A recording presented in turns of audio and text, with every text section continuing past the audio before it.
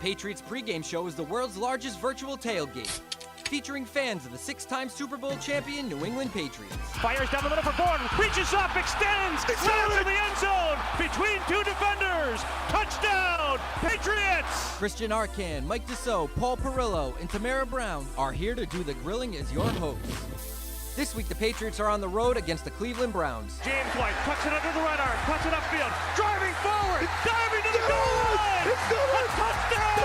And a title for the Patriots! I can't believe it! Christian Arcan, Mike Dussault, Paul Perillo, and Tamara Brown are here to get you ready for the game. It's football time, fellas. Let's get into it. Now, live from our studios inside Gillette Stadium, Patriots Nation, welcome to the Patriots Pregame Show presented by Dunkin. All right, welcome in. Nice to have you with us here today. It's Patriots Pregame, fueled by Dunkin. I am Christian Arcand. I'm in for Hardy today, and you might be seeing a little bit more of me coming up here in these coming weeks. I'm joined, of course, by Mike Dussault and Paul Perillo, and here's Tamara Brown as well. Guys, good to be back here. Good to see you guys, and nice to be coming off a win here as we look ahead to this Cleveland Browns team that is very different from the Browns team the Patriots tuned up last year. And that's I think we can maybe start there. People who sort of looking at this game think, man, the Patriots really blasted them last year, and they have some tough losses this year. They lost to the Falcons. They've had some tough losses this year too. But I would caution against that. I would caution and say, this isn't last year's Browns team. Different quarterback.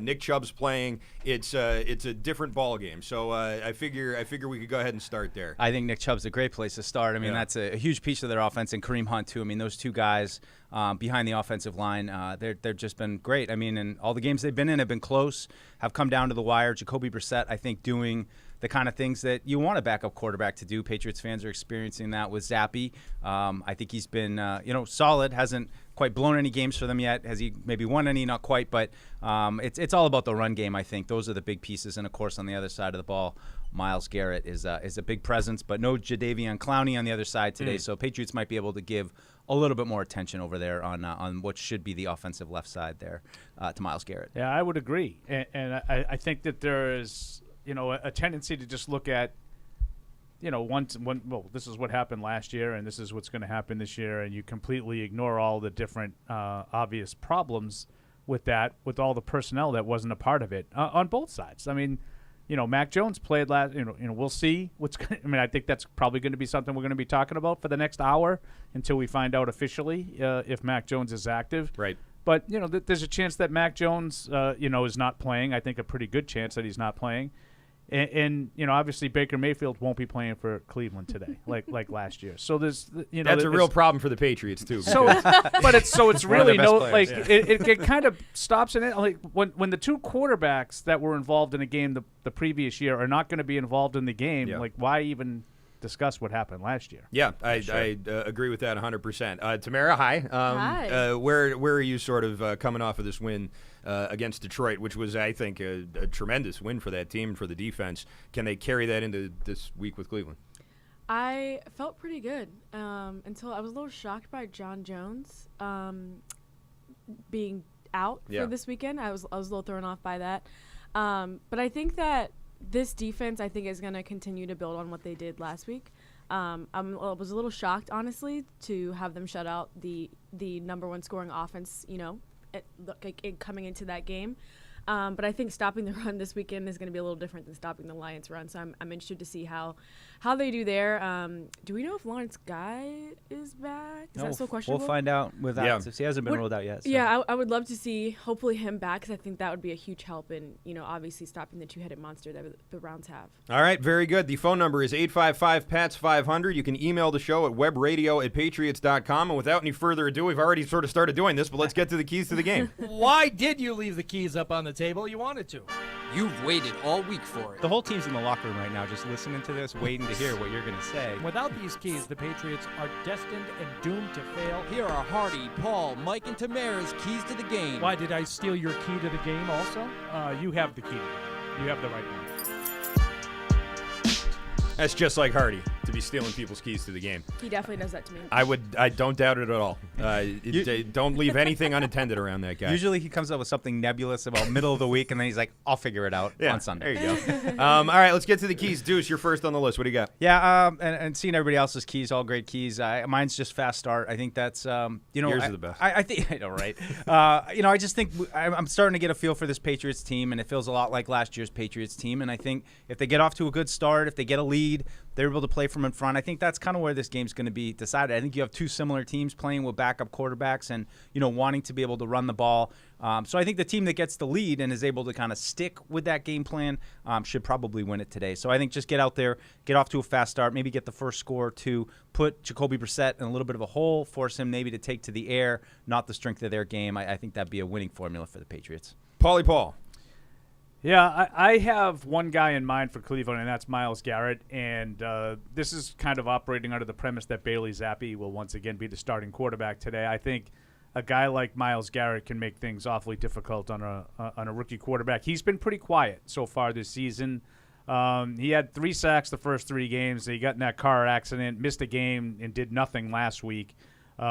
He sort of called himself out this week, so I think he might be a little motivated for this game. The Patriots have generally done well against those real high-profile kind of edge guys. They like to sort of push past the pocket a little bit, but that's when you have a little bit more of a set quantity, a known quantity at quarterback. So I think controlling him, because I think that can make the game awfully difficult for the Patriots offense. One guy, he's a game wrecker, and I think they need to focus on him today, whether that's Isaiah Wynn or Trent Brown, depending on how they line Myles Garrett up.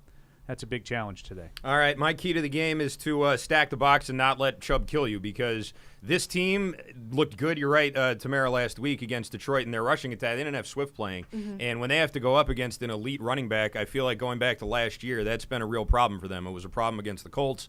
They had that win streak where they basically avoided all the top running backs in the entire league. They didn't have to deal with Henry. They didn't have to deal with McCaffrey. They didn't have to deal with Chubb or Patterson or any of those guys last year. And I feel like when they do, they struggle with it. So I'm okay with letting Jacoby Brissett try and beat you. I know that Cooper's a good player, but I don't know that Brissett can deliver the ball to him. So I think my key to the game is just make sure that even if he gets his yards and even gets in the end zone, that you don't let him overwhelm you and overwhelm your defense, because I think that's the only way Cleveland wins this game. I think it's a great one. I was just going to say, I love that you brought up the Colts game last week. I brought that up this past week, that game of a game where maybe the quarterback, and certainly Carson Wentz didn't go on to have a great season by any means after that, but I think you're totally right. Put just like you said, stopping Chubb, I think that's a huge thing today. Yeah, absolutely. And Tamara, you're to close this out, your slam the door. Mine is slam the door. I think that to add on what Mike said with a fast start, I think if they get out to that fast start, I think they need to close the door and not give the Browns any opportunity to get back in the game. If you look at the Browns'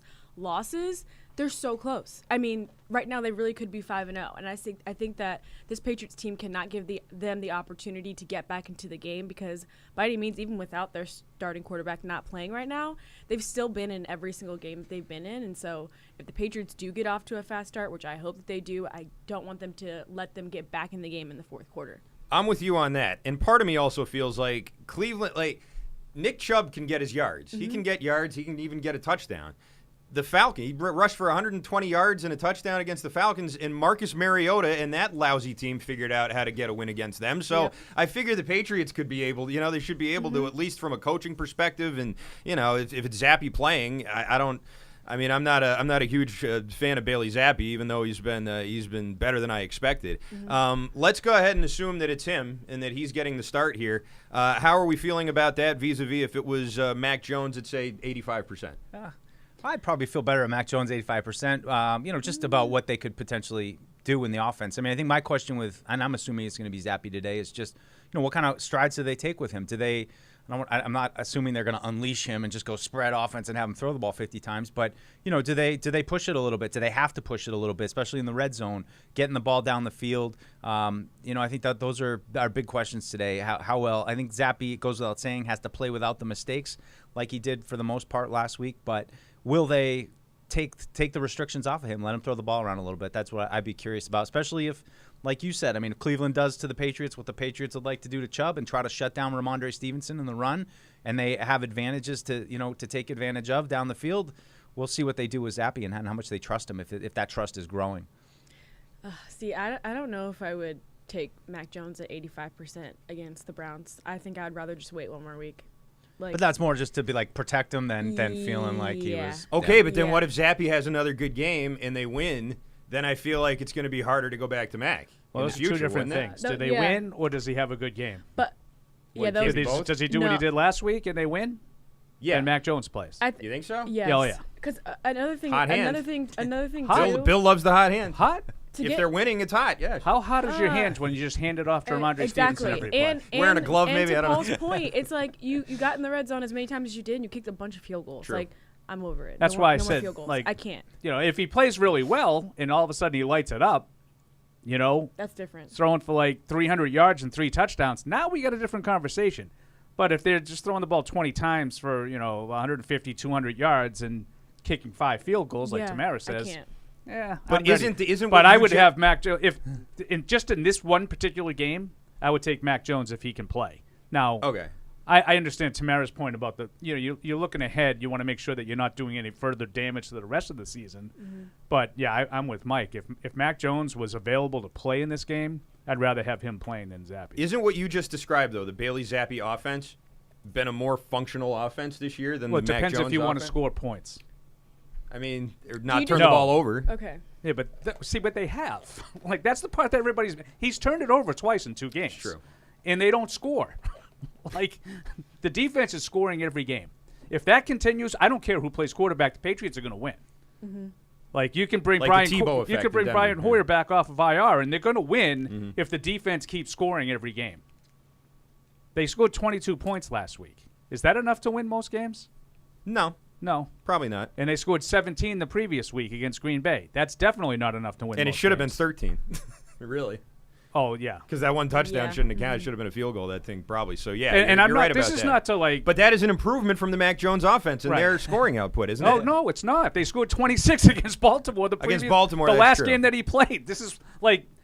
I feel like I turned into a Mac Jones apologist out of nowhere. Like I've been. I like the side, Paul. I've been thoroughly like sort of meh on Mac Jones since he's been the starting quarterback. Like, I think he's okay. I think he shows some promise. I think he could be all right. Maybe he's getting better. Now all of a sudden he sucks, according to like half of New England. Like he's he's a turnover machine. How many times have you heard people call him a turnover machine?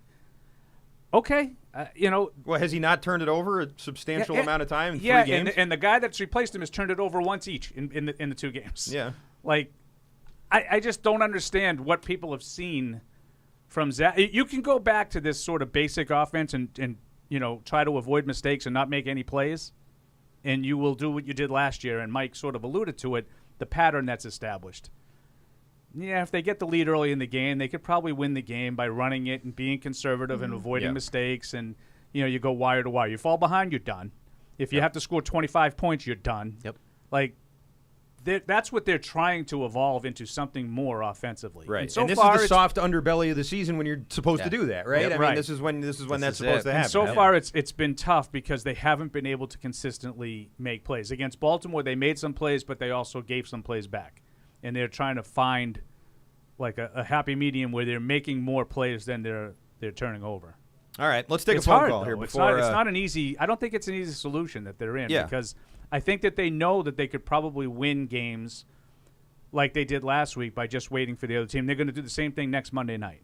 They're going to just wait for Chicago to lose the game in that. And they'll do it. But I don't know. I don't know how much that prepares you for life against Cincinnati or Minnesota Buffalo. or there's nothing that's preparing them for life against Buffalo. But true. And that's why I think I just said like I'm a little bit just interested to see like I think you could be heading that direction if Zappe starts to throw the ball around a little bit and cuts back those mistakes, but I haven't seen it yet. But I'm not ruling it out that against these next few teams, how much he has to play, he could have some opportunities. All right, let's take a trip behind enemy lines. What do you say as we hear from the Cleveland the view media? from New England. We go behind enemy lines. But what about the view from the other side? And that's why you're our favorite pregame show guest every year. You guys know you tell everybody that. Oh, yeah? I was on with you guys in 2018, Thursday Night Football. Yep. And I was told I was the favorite guest of the show. Nope. No. Time now to go behind enemy lines. My God, it's coming right for us. All right, going behind enemy lines today. That means we're going to Cleveland, where the Patriots are, and where Anthony Poisal is from clevelandbrowns.com. You can check him out at Anthony Poisal, Poisal. Anthony, thank you for the time today. Thanks for joining us. Do we have him? Did you punch him up there? I thought I did. Anthony. Anthony, you there? Yep. Oh, no. Yep, I'm here. All right. I got you guys. Only took 2 tries. Anthony, thanks for joining us today. We certainly appreciate it. Before we get into the meat and potatoes of this, I think a lot of Patriots fans are sort of remembering this game last year against Cleveland and how it was really one-sided. The Browns certainly look a lot different this year, and there's guys playing who weren't last year. How do they sort of look at this year's version of the Patriots?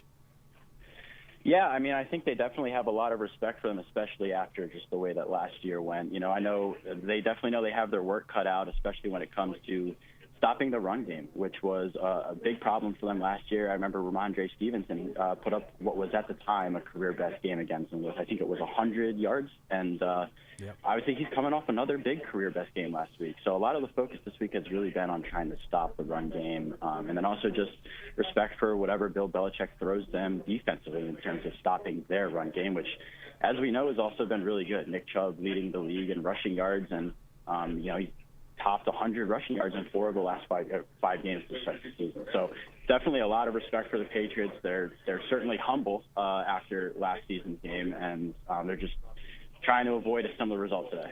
Anthony, I just want to ask you a little more about that Cleveland run game, with Chubb and Hunt. I mean, what have you seen this year from them just as far as, I mean, do they just seem like they are continuing to get better and better? I mean, it's got to be one of the best tandems in the whole league. Yeah, I mean, it's definitely something that the Browns aren't taking for granted.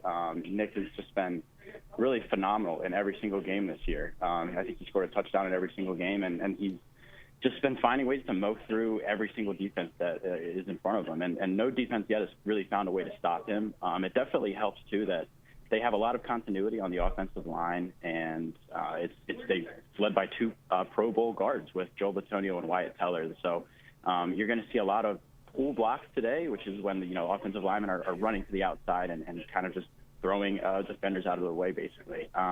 It's really been fun to watch, and the defense has sort of yet to find a way to stop them yet this year.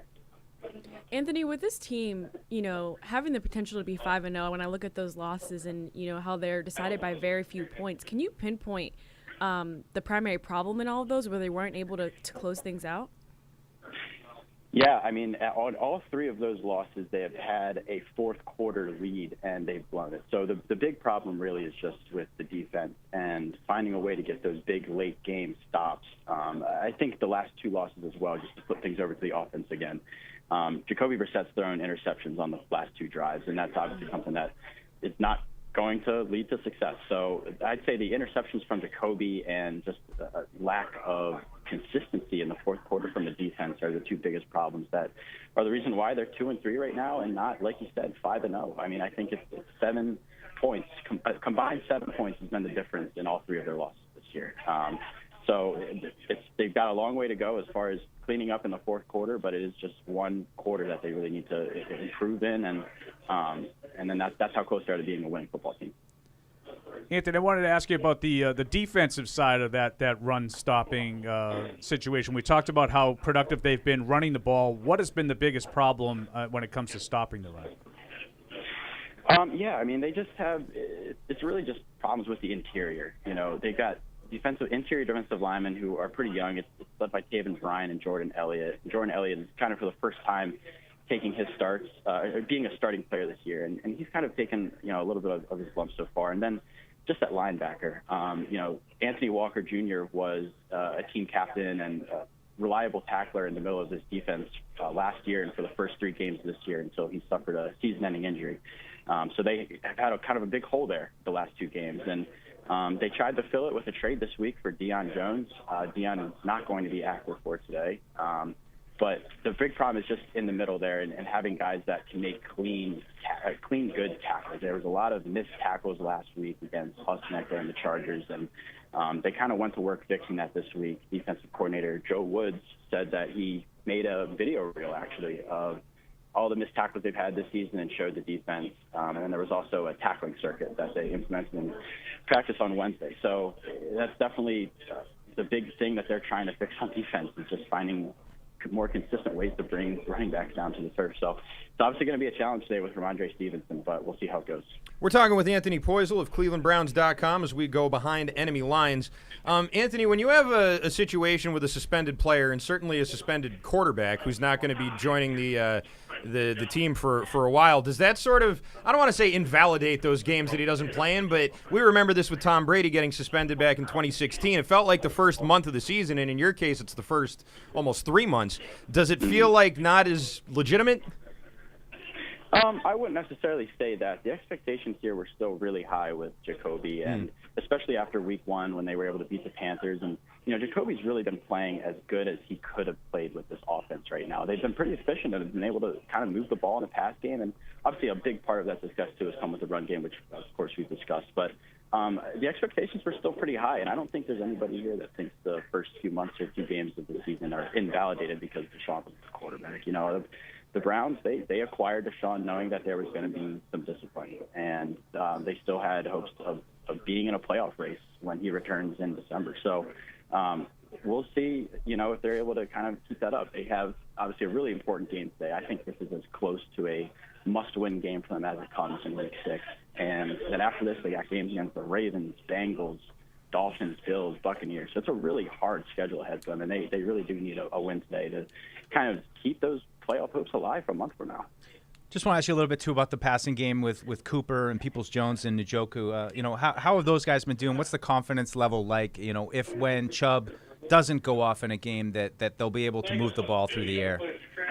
Yeah, I think the confidence level is actually really high right now. And I think, you mentioned Amari Cooper. He's somebody who has come in and has done exactly what the Browns could have hoped. He's been definitely Jacoby's top target through these first 5 games, and he's had a couple games over 100 yards now. And, he's definitely his go-to guy. And then, we've also seen a big step up in the pass game this year from Njoku. He's on pace, I think, for career highs and receiving yards and touchdowns and catches and everything. This is what the Browns wanted out of Njoku when they gave him a big extension over the last offseason, and he's filled in. So the pass game is in good shape right now. It's just, like I said, a matter of when you get to the fourth quarter, avoiding that costly interception, which Jacoby has kind of struggled with these last 2 games. Anthony, how's Myles Garrett look this week? I know obviously he's still dealing with some stuff from the car accident, but from him, what have you seen this week coming into this game? Yeah, Myles, I think is as close to 100% as it gets from the car accident. It's not really something that I think is necessarily bothering him anymore. He did say this week that he feels like he's kind of underperforming this year.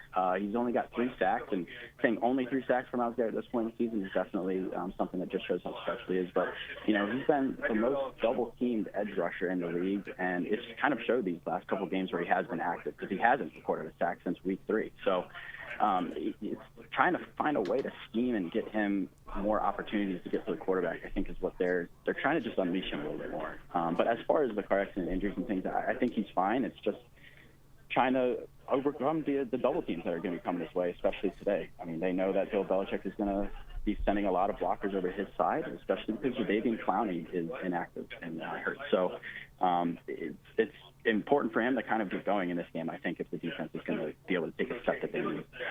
All right, Anthony, you called it a must-win game. Will the Cleveland Browns win this game? Can we get a prediction, please? Yeah, I'll take the Browns, but I think it's going to be close because every single game the Browns have played in this year is just close. So I'm going to say Browns 23-20, and it's going to come on a game-winning field goal. All right, there you go. You heard it here first. Anthony Poisel taking Cleveland 23-20. Anthony, thanks so much for the time. We certainly appreciate you checking in with us. Absolutely. Thank you, guys. All right. Once again, that's Anthony Poisel there, ClevelandBrowns.com. You can find him on Twitter at Anthony Poisel, Poisal.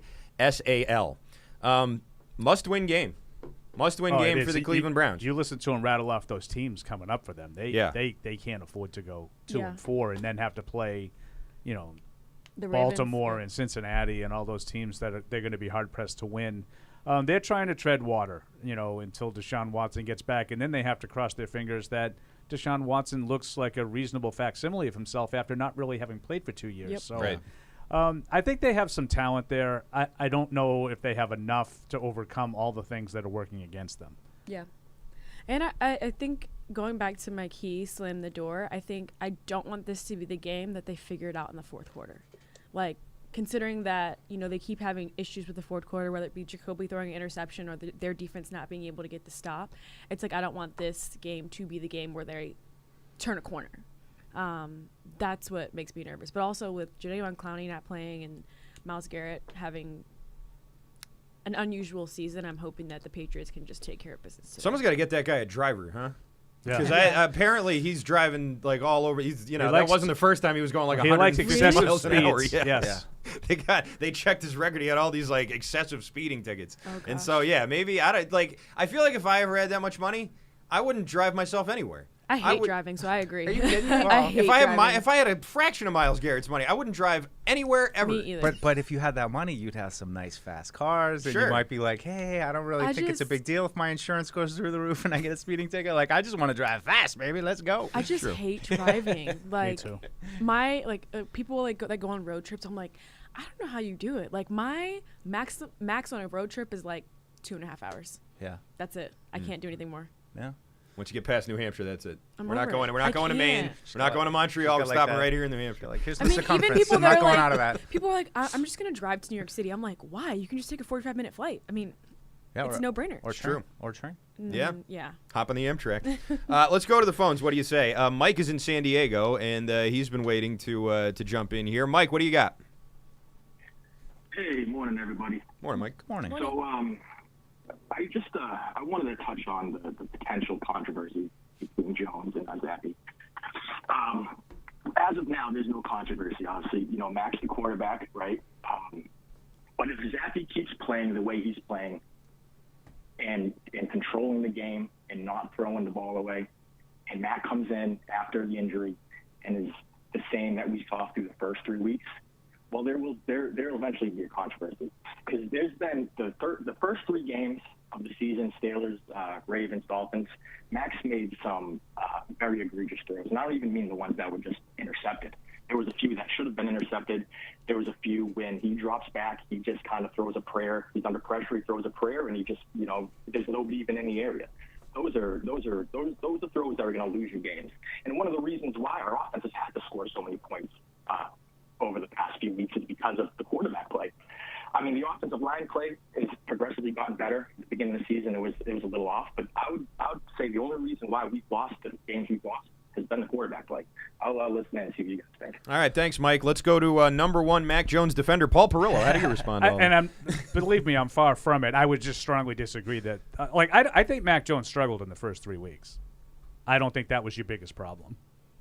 I think that I think you broke down across the board in the opener against Miami. I think you had just massive breakdowns in every facet of the game. The weren't too. really competitive in the game. Nope. You really weren't. I know it was only 20-7. You never had a sniff of being in the game. And that was because of, as Tamara just said, an offensive line breakdown. It was because of a Nelson Aguilar fumble as you're trying to scramble to get back in. It's because you give up a 4th and 9 or 4th and 7 touchdown at the end of the half on a slant route to Jalen Waddle. Across the board, just breakdowns in every way, shape, or form. Coaching mistakes, I thought a really egregiously aggressive play to try to go Devontae Parker one-on-one with Xavier Howard in the first drive of the game. Yeah. These are the kinds of things that Mike looks at me and says, how does he do this? How does he do it? I don't have any explanation other than I'm just a loser and I remember stuff. That was the first opening game. It was the first play in the end zone of the whole season. The second game against Pittsburgh, I don't think the offense was very good. The defense was better in the second game than the first game. I think they kept them in the game. And again, they benefit from a defensive touchdown. I know it wasn't actually a touchdown. When you take over inside the 10, that's a defensive touchdown. Yeah. So that's how you win the game. But again, I agree with the caller. I don't think Mac Jones was great in that game. I disagree with him in the Baltimore game. I know that he had 3 interceptions, and I know that Should have had 4. One of them was a terribly bad interception, the one that the linebacker caught, the first Bad one. decision. Yeah. Bad decision, throwing underneath. But then what did our boy Evan Lazar say about that when we were talking about it on Thursday? Oh, God, I forget. Bad play design. Oh, yeah. So throw coaching into it, too. Again, it's not all Mac Jones. Well, I'm not being a Mac Jones defender. I promise you I'm not. And Mike will tell you that I haven't been that for a year and a half. I don't think Mac Jones played great. I just think that he was one of a lot of problems for the Patriots in the month of September. Yeah, and I agree with the general premise of if Mac came back and it's turnover factory, then you really have to think about what are we doing. Yeah. But at the same time, is anyone making the argument that, like, well, Bailey Zappi's going to give us a better chance to beat the Bills? Yes, a lot of people. I don't see that in lot of any people way. are doing Like, that. you didn't beat it that way last year. All these people who call in and say, well, the worst thing to do is be 7-8 wins. Like, that's the worst thing to do because then you're not getting a good draft pick. Well, do you really think Bailey Zappi, like what you've seen, that makes you think that he's going to put the Patriots in the elite? Here's the problem. The only way they're getting the elite is if Mac Jones plays like a first-round pick and cuts down on the mistakes. Like then, and that's what they were trying to get to with pushing the ball downfield, trying to get explosive, trying to get to that point where you can complete with Buffalo. And why do now you you want to think- hit the reset button with Zappi and be like, well, let's just play it safe. And why do you think they're doing that, Mike? A shiny new thing that offers you some that you don't know, that you haven't been able to put in a box yet. Trying to better the team. Because you know what, and Christian, please do not take this as a personal offense because it is not meant to be so. I love sentences that start that I way. wish Hardy was here because I'm going to make a golf analogy, not because of you. Oh gosh. It's Tiger Woods redoing his swing. Yeah. He was the greatest golfer on the tour, and he just said, if I want to get to a different level, I need to do some things differently. So you can continue to hand the ball off, 35 times every game, and it's going to be good enough to beat Detroit, and it's going to be good enough to beat Chicago, and it might be good enough to beat Cleveland today. But Bill Belichick has won way too many Super Bowls knowing it ain't good enough to win what I want to win. So he's trying to redo some things. And with that comes some mistakes. I'm not absolving Mac Jones of those mistakes. He's the one making them. He's the one making those mistakes. And Christian's right. He threw 3 against Baltimore and should have had a 4th. Yeah, Queen should have had a pick 6 in this And, game. and he should have had one the previous week, the previous week against Pittsburgh. Yeah. When he threw one right to Cam Sutton, and he just dropped it. And that completely changes the game. So I'm not absolving Mac Jones, but I understand what they're doing on offense, and I'm understanding why, and I'm also understanding they're not doing those same things with Bailey Zappi on offense. And it looks better, quote unquote, because of your competition.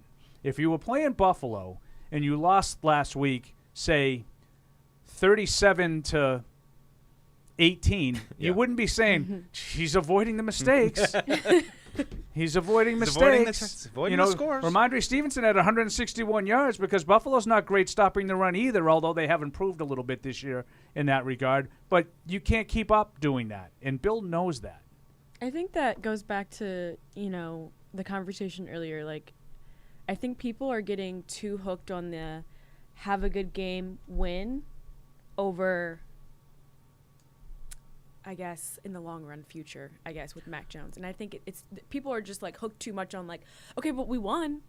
But it's like, yeah, but also look at who you're playing, and is that going to work down the road against the Bills twice? Yeah, like, and if they is it? Yeah, and if they play defense like they did Sunday against Detroit, because I still think Detroit's a pretty good offense. Mm-hmm. If they play defense like that, this goes back to the fight that I had with Fred on Thursday. Yeah, then they can win, because when you play that kind of defense, you're going to keep the score down. Let's face it. What did Detroit probably should have had 12, 15 points if they kicked all those field goals? Yep. Mm-hmm. You're going to win a lot of games if you do that. Yeah. If you force 3, 4, 5 field goals, you're going to win a lot of games. They play defense the way they did against Detroit. Now you can win. And they go for it on 4th down a million times. Right, but now I think people Yeah. are looking at it and say, well, you're not doing that to Buffalo. You're not Right. doing that to Kansas City. You're not doing that to Cincinnati. That's the differences. But yeah, I think if you play defense the way they did Sunday, you can win. The number's 855-PATS-500. You can email us at webradio@patriots.com. Paul, you mentioned the coaching, and last time I was here was in the preseason, and that was a big topic at the time. It still is. Well, and it still is, of course. The coaching staff certainly on offense. They were vindicated. Did you have this week? It's been decided. I don't think they've been vindicated, but have they? I'll throw it out. Have they improved? Do you feel any different about them now than you did Week 3 against the Raiders in the preseason? Maybe a little bit. I mean, I definitely feel more different from, in training camp and they were just trying to run outside zone and it looked all disorganized and they couldn't, string 2 or 3 plays together. So, once they got into the games and they started to, lean a little bit more into things that they could do, I do feel better. I mean, I also think that, it is, I know the situation is bizarre and we've got, but it is a new offensive staff and a coordinator and call play. So there should be a little bit of wiggle room no matter who it was. It's been good. I think it needs to be a lot better. And I'm sure we'll get into the red zone of it all. I think that's where it rears its head. Overall, you're able to move the ball generally between the 20s okay when you avoid the mistakes. But when you get inside the red zone, it hasn't been good enough from Mac Jones to Matt Patricia to the receivers getting open. I think just the whole operation inside the red zone, that's what they need to turn around if they really want to start, winning these games and putting significant points on the board. I also think it's been weird, too, just from our receivers in terms of, it's been a different person show up every week. I feel like, the one game, Devontae was great. The next game, we saw Hunter Henry a little bit more than we haven't really seen at all. Sometimes it's, not any of them, and it's Ramondre Stevenson. It's just a different person. I don't know who it's going to be today. Myers had that one game. Myers, yeah. You've seen it sort of spread out. Bourne had in the first couple of weeks when he wasn't playing. Every time he'd go in, he'd make a play. But now that he's playing regularly, I know now he doesn't anymore. Apparently, that's the secret with Bourne. You don't play him that much, and then he's more productive. I think he might be one of those guys. For me, I didn't go in expecting them not to be able to have the physical ability to call a play and run it in an NFL game, which I think is now the way it's being portrayed. That's what everybody was saying in the summer. So I don't really feel much differently about the coaching situation. I will give this.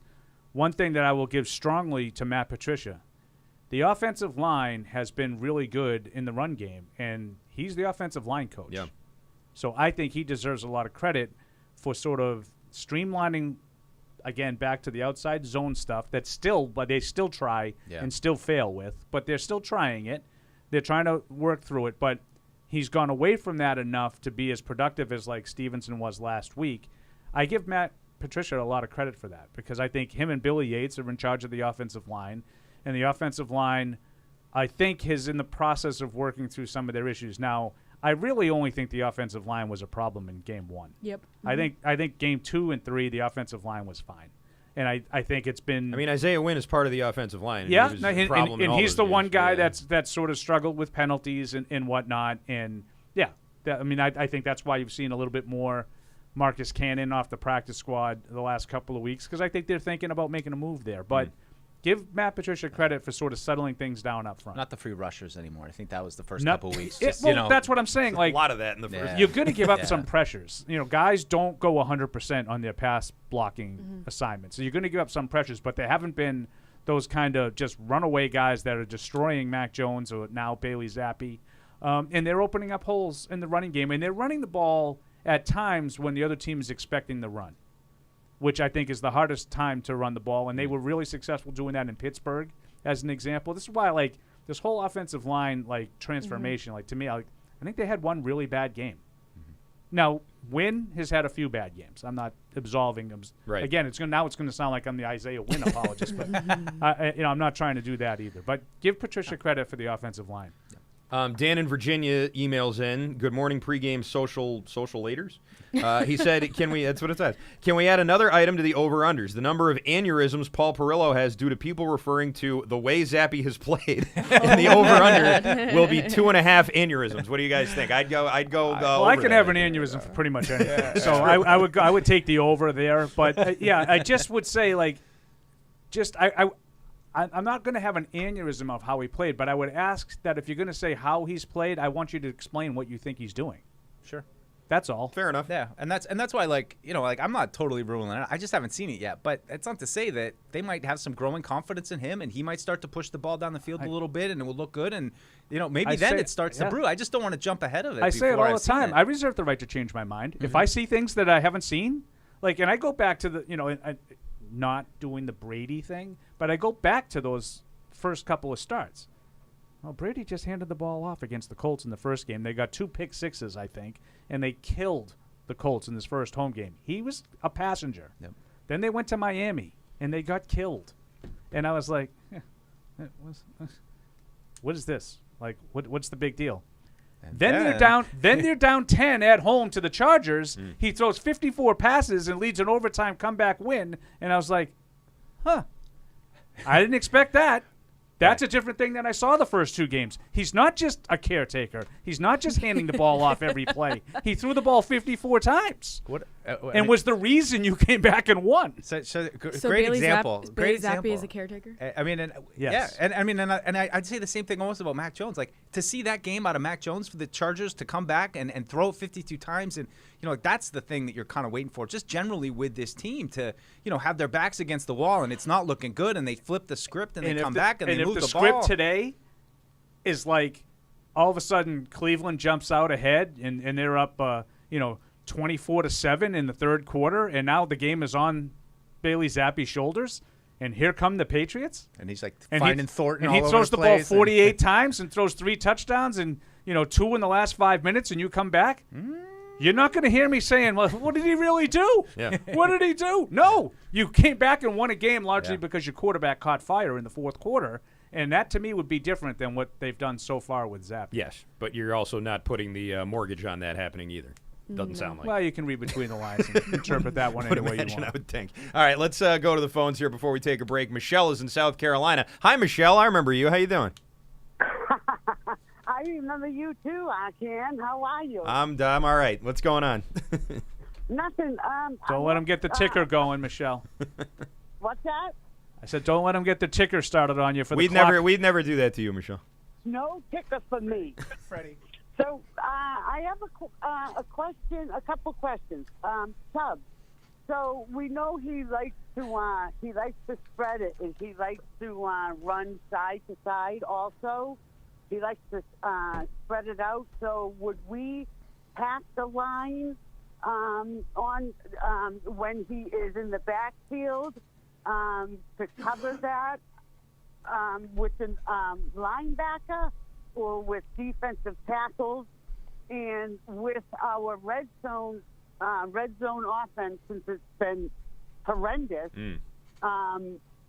with Stevenson, why don't we do more slot passes to him and having more wideouts so that we are not so vanilla?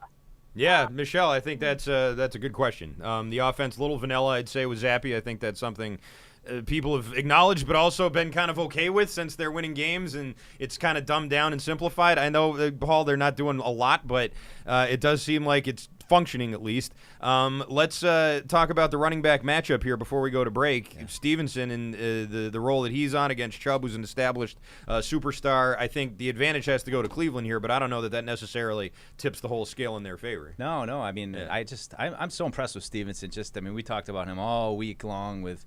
I mean, Chubb is a known quantity by this point. He's one of the best backs in the league. And Stevenson, I think, is, a year 2 guy that is looking like he should break out. I mean, talked this week about how much he likes getting that amount of carries and really finding a rhythm. So we'll see what happens today. I know Damian Harris is going to try to, he seems like he's out there trying to warm up a little bit, but they promoted Kevin Harris. So it's another guy we talked about this week. Maybe he gets a chance, had some ball security issues. I think that was in our last game you did, Arkin, I believe. Maybe one of the preseason games, maybe the final one where he was putting the ball on the ground a little bit too much.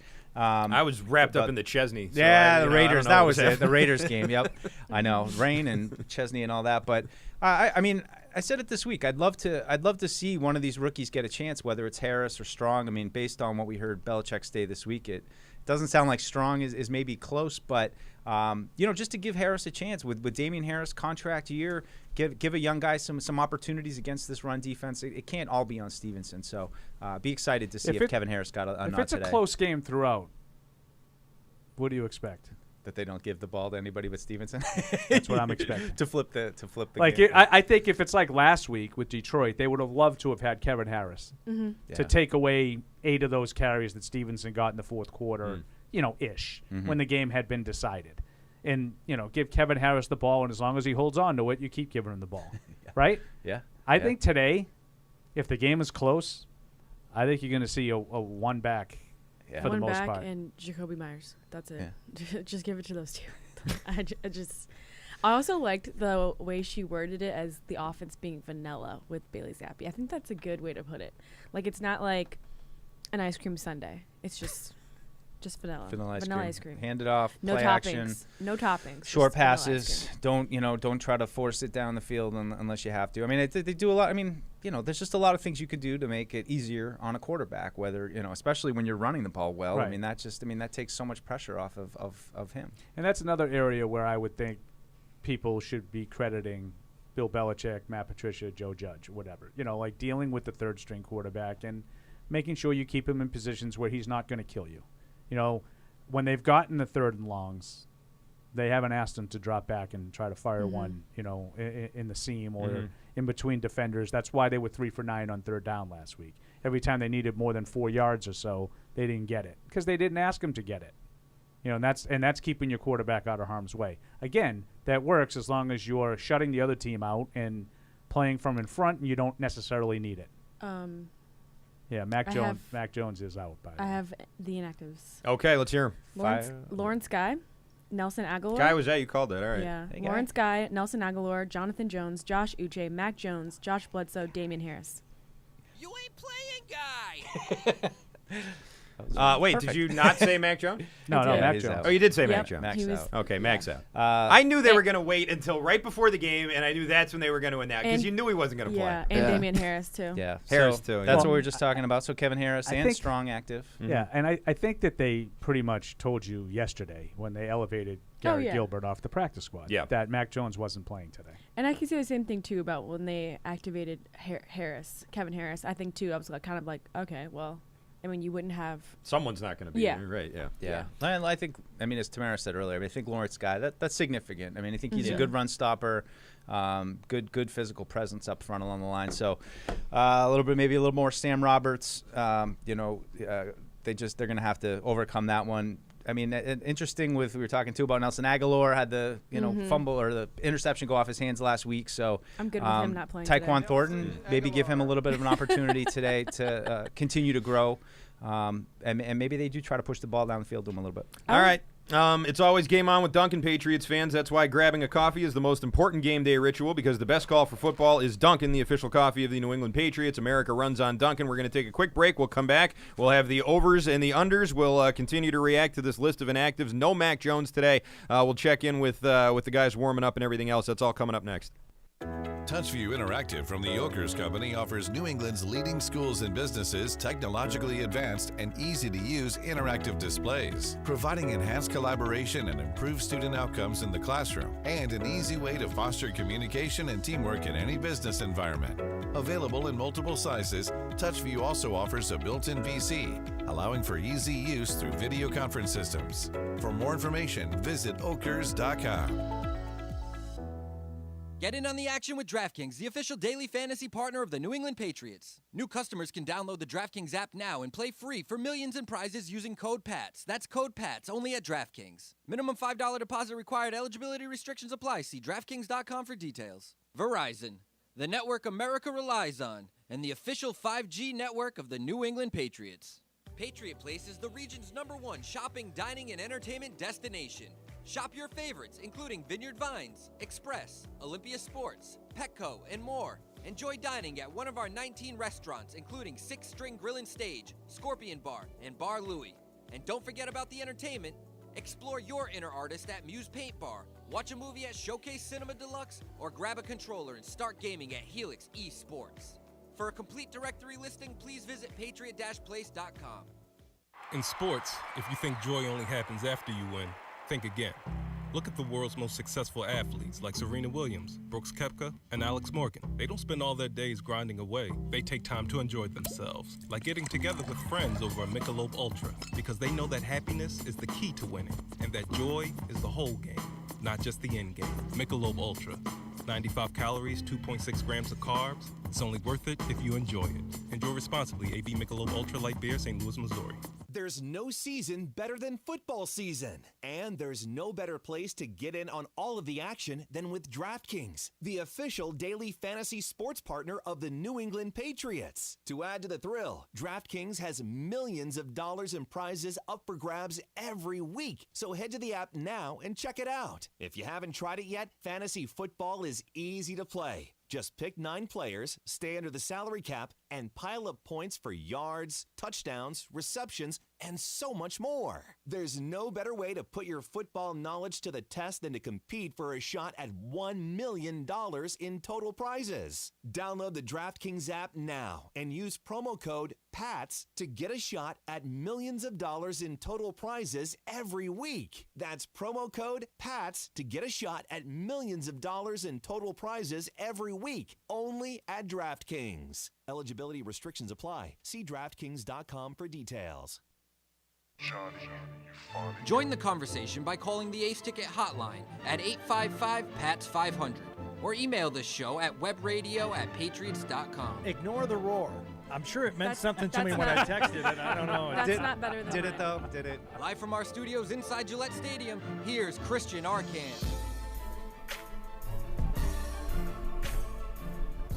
All right, we're back here. It is Patriots pregame, fueled by Dunkin, and Dom's is now the official steak tip of the New England Patriots. Dominate the grill this season with a tailgate box subscription. Visit domsausage.com and choose your plan and get curated boxes filled with our quality meats delivered to your doorstep, ready to grill for game day. You'll be the MVP of the tailgate season with Dom's. That's making me hungry. All right, let's get to well, actually, we're just having an interesting conversation off the air. But before we took that break, Tamara, you hit us with the inactives. And there's obviously Mac Jones. That's the big one. I think we got a pretty good indication of that, as you mentioned, with Gilbert.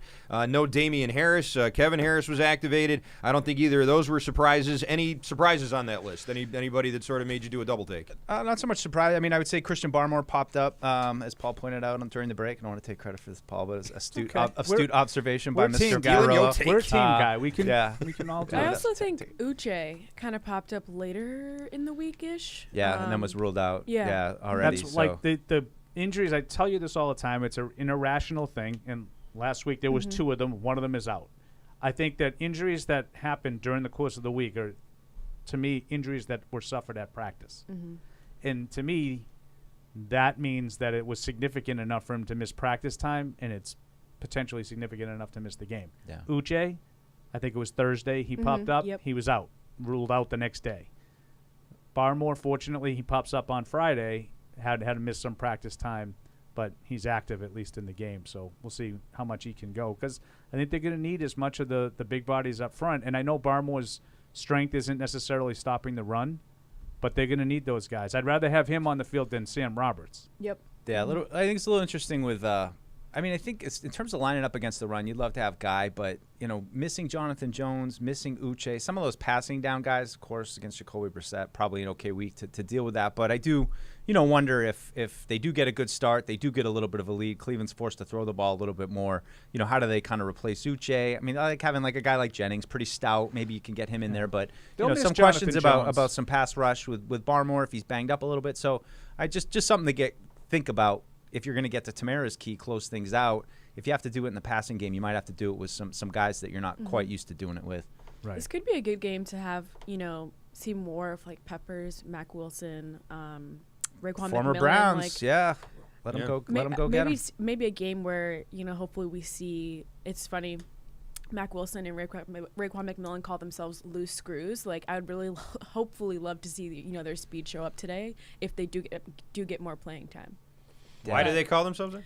They're just, I don't know. I guess both I'm not of them, cool enough to get that reference, but like, when I talk to them, they're crazy. So they have a screw loose. You got a screw loose? Is that what they're trying loose to say? Screws is what they call themselves. Okay. No. You never heard that? No, I've definitely heard that. I've definitely heard that, but I've never heard anyone refer to themselves as I've got a screw loose. They did. They refer to themselves as loose screws. So usually he's crazy. He's got a screw loose. That's what when she said that. That's the first thing I don't thought think of. crazy. I think crazy. speed. Yeah. I'm hoping that speed can show up today and Hopefully they get some can tackles. drill down. Yes. And Ooh. Yeah, that's how you tighten up those screws, baby. Tighten up the screws. I think Jonathan Jones is an interesting guy, though, because I think he's played reasonably well. Yeah. And I think he's a pretty good tackler on the second level. And I think you're going to have some opportunities today if you're Cleveland to get Chubb or Hunt to the second level. Yeah, and I mean, even in the passing game, I think, if it wasn't Jacoby Brissett, you might be talking a little bit more about how do we match up with Amari Cooper and, dealing with him. I mean, he's a good receiver. Do you think they'll go with Jack Jones on Amari Cooper? Because I do. Jack Jones on Amari Cooper. I don't know. That's a good question. I mean, I guess they'd probably – I mean, I think I'd expect them to play sides, but – I obviously would think that Cleveland would try to take advantage of that. I would normally say no, but if size. Brissett's the quarterback, he's not getting him the ball anyway. So, yeah, put Jones on. Why not? What does it even that's matter? That's sort of how I feel. Yeah, let Jack Jones build some confidence against the quarterback. And it's funny because you talk to people in Cleveland, and they think that Peoples-Jones has been their best receiver. Mm-hmm. Yeah. Even though he doesn't have the amount of targets that Cooper does. And I think back to when Cooper was with Dallas and the Patriots completely shut him down. But it was raining. It was Stephon Gilmore. Oh, right. Yeah, doing the shutting down. Come on, Deuce. I didn't know if we were doing weather or personnel. Deuce, I'm going to need you to remember something at some point. I just try to focus on today. No, Paul, they really had a game here with Dak Prescott that they like Gilmore just completely owned. Yeah, I remember that one. Cooper. And I wonder if they look at that. Maybe they do Jack Jones. Maybe they give him some help over the top or whatever so he could be aggressive and undercuts it. Because I think Brissett, I know he's considered like a safe quarterback, but I think he'll give you some opportunities. Mm-hmm. I think he'll stare down some receivers, and I think that, I don't know, I have a funny feeling that you're going to see another pick for Jack Jones, and that hype train's going to be out of control. Woo-hoo. Oh, yeah, big time. Now, the other one, I saw a lot of jerseys if there's another pick today. I worry a little bit about Jalen Mills on Peoples-Jones if Cleveland's smart enough to actually look at different matchups, because I think Mills is operating at less than 100%. He's been in and out of – he missed a game. He's been in and out of other games with that hamstring problem. I think that could be a potential issue back there. And I think Njoku has been effective, so the safeties are going to be occupied with him. It's an interesting thing, Paul, because I think we spent so much time, like, to Christian's key of thinking, on the Patriots side, like, if you go out there and the Browns see Bentley, Tavai, Jennings, Carl Davis, like just a real heavy front. You've got a rookie cornerback out on an island against Amari Cooper. I mean, you would think, at least on paper, that the opportunities should be there in the passing game for Cleveland to give it a go, as much as it's got to be tempting to give it, to Chubb and Hunt 30 times in the game, But some interesting personnel stuff going on. All right, let's go back to the phones. The number is 855-PATS-500. You can email us at webradio@patriots.com. Todd is in Greenville, North Carolina. Hello, Todd. Hey, guys. I'm looking forward to what I think is going to be a pretty good game. My question is kind of game-related, but more about what do you guys think about the evolution of our quarterbacks and our play calling? Like, do you feel like that they're going to keep progressing, both of them, or where do you think they're at just to know how much you can put on these guys and on the offense in general? Thanks. Thanks, Todd. We did sort of just touch on this, on the coaching and how it's evolved. It's hard to say it's getting worse. I mean, it's got to get better, right? Yeah, I mean, you can't say it's nosediving or anything. But like it's that. also like you've had 2 games with backup quarterbacks. I mean, I think that's part of it. Like that, it's not like they've had everything at their disposal that they set out the season to even, right now they've got other guys that they've got to deal with and other issues. So I think they've been fine, but I mean, I would hope they continue to get better, of course. Paul? No, I agree with everything Mike just said, as I often do. Tamara? Sorry. I'm glad we all agree. I'm trying to make sure our warm-ups are good to go over here. Okay, very good. We have a email from the UK. Hi, everyone watching from Manchester, UK. Now, I only watch the Patriots and not interested in any other team, so I'm wondering, has there ever been a third-choice quarterback come in and be really good and successful? Yes. His name was Steamin' Willie Beeman in the documentary Any Given Sunday, starring Jamie Foxx. I'm wondering, has there ever been a third-choice quarterback who's come in and been really good in any team previously over the years? I like Zappy. He's the third choice for a reason, right? Thanks for the love. Love the show, Matt in Manchester. Has there ever been a third stringer that's come in and really torn it up? Happens. I mean, I don't know. Not something that comes to my mind. That's torn it up. I don't know if that's ever happened, but I know when Brissett won the game in 16 or whatever it was, there was a lot of, has any team ever won a game with 3 different quarterbacks? in a season. Right. And turned out it happened frequently. Yeah. I don't remember all the details, but lighting it up, I'm not sure, like, there's a lot of examples of the third stringer coming in and lighting it up. No, I do think Brissett's an interesting example, and I don't know if this is cause and effect or what, but I mean, just, by getting the chance to play early in his career, week 3, thrown into the flames, probably couldn't do much, but it just kind of put him out there. I wonder how much that opportunity kind of helped him land, like, a pretty successful NFL career now, where he's played on multiple teams. He started a bunch of games, had a chance to fill in. That's what I wonder with Zappe. Even if Zappe doesn't turn out to what some people might think he is, he might just be a backup quarterback, and that might just be fine too for the Patriots to have found a guy that they can trust. And Paul talks about it a lot, not having to pay a veteran backup quarterback. So there's value in that too. But I also just wondered, was Zappe getting his name out there, Zappe fever, that even the it roster might lead spot, to things. Mike, right? Yeah. Even the roster spot. If you were 100% comfortable with Bailey Zappe heading into the season as the backup, you probably not only would have saved money, you would have saved a roster spot. And that to me is far more valuable than the cap space, because you know what I think of the cap space. Yeah, what that's not cap is crap. Right. That's right. I've heard someone say that before. It rhymes. and you know where he got it, right? From you? Oh, yeah. Oh, really? I didn't know that. Just like Hardy got all his jokes from You're me. the granddad of crap is crap? It was I wouldn't my say boy. I wouldn't say I was the granddad. I coined that one. It's been harvested over the years from talks with one William Belichick. Aha. Okay, well, that makes sense. So one thing that we haven't talked about is Tyquan Thornton. This is his second game. Great point. I'm excited to see if we see him get a little bit more this week. Or do you think they're still going to be playing it a little bit too vanilla? I think they'll Bailey? play too vanilla for Thornton to really do anything, to answer your question. But, Aguilar's out. They need a guy in there to get some speed down the field. I don't know if Zappe can get the ball down the field, to a guy who's as fast as Thornton is. And also, I'm worried about Thornton getting hurt again because he's so skinny. But, I think, sure, why not? Absolutely. Turn him loose. Yeah, it'd probably be some shorter routes. But I just think, back to the main theme, anytime a rookie can get experience today, whether it's Kevin Harris, Pierre Strong, Jack Jones, Bailey Zappe clearly is going to get some time. Marcus Jones, all the Jones, every single Jones, except for a couple. No, anytime those guys can get experience today, I think it's huge. You've seen a lot of them get these opportunities and have had success, and I think that those are the things that this team going forward just needs more than anything. Young talent that they develop in-house, that they're paying on rookie contracts so that they're not going to hamper any kind of, I know the cap is crap, but it's always great to have rookies that play well, and you've got a guy under a manageable deal for 4 years. So more rookies, the better. Would love to see a big play out of Thornton. Absolutely. And that sort of goes to, we weren't really talking about this, but that sort of goes back to the drafts of the last 5 years. I mean, lots been said about them. It's the biggest thing. To me, it's the biggest thing. There wasn't young talent. There wasn't cheap talent on the team because they missed on so many draft picks. Yep. And it looks like the tide's starting to turn a little in the last couple bit. years. And I mean, I always draw the parallel to 2009, 2010, 2011. Those years, the Patriots were, turning over. They lost their defense of an aging, veteran group that originally kind of came in with, back in the 90s with the Brewskis, all those guys.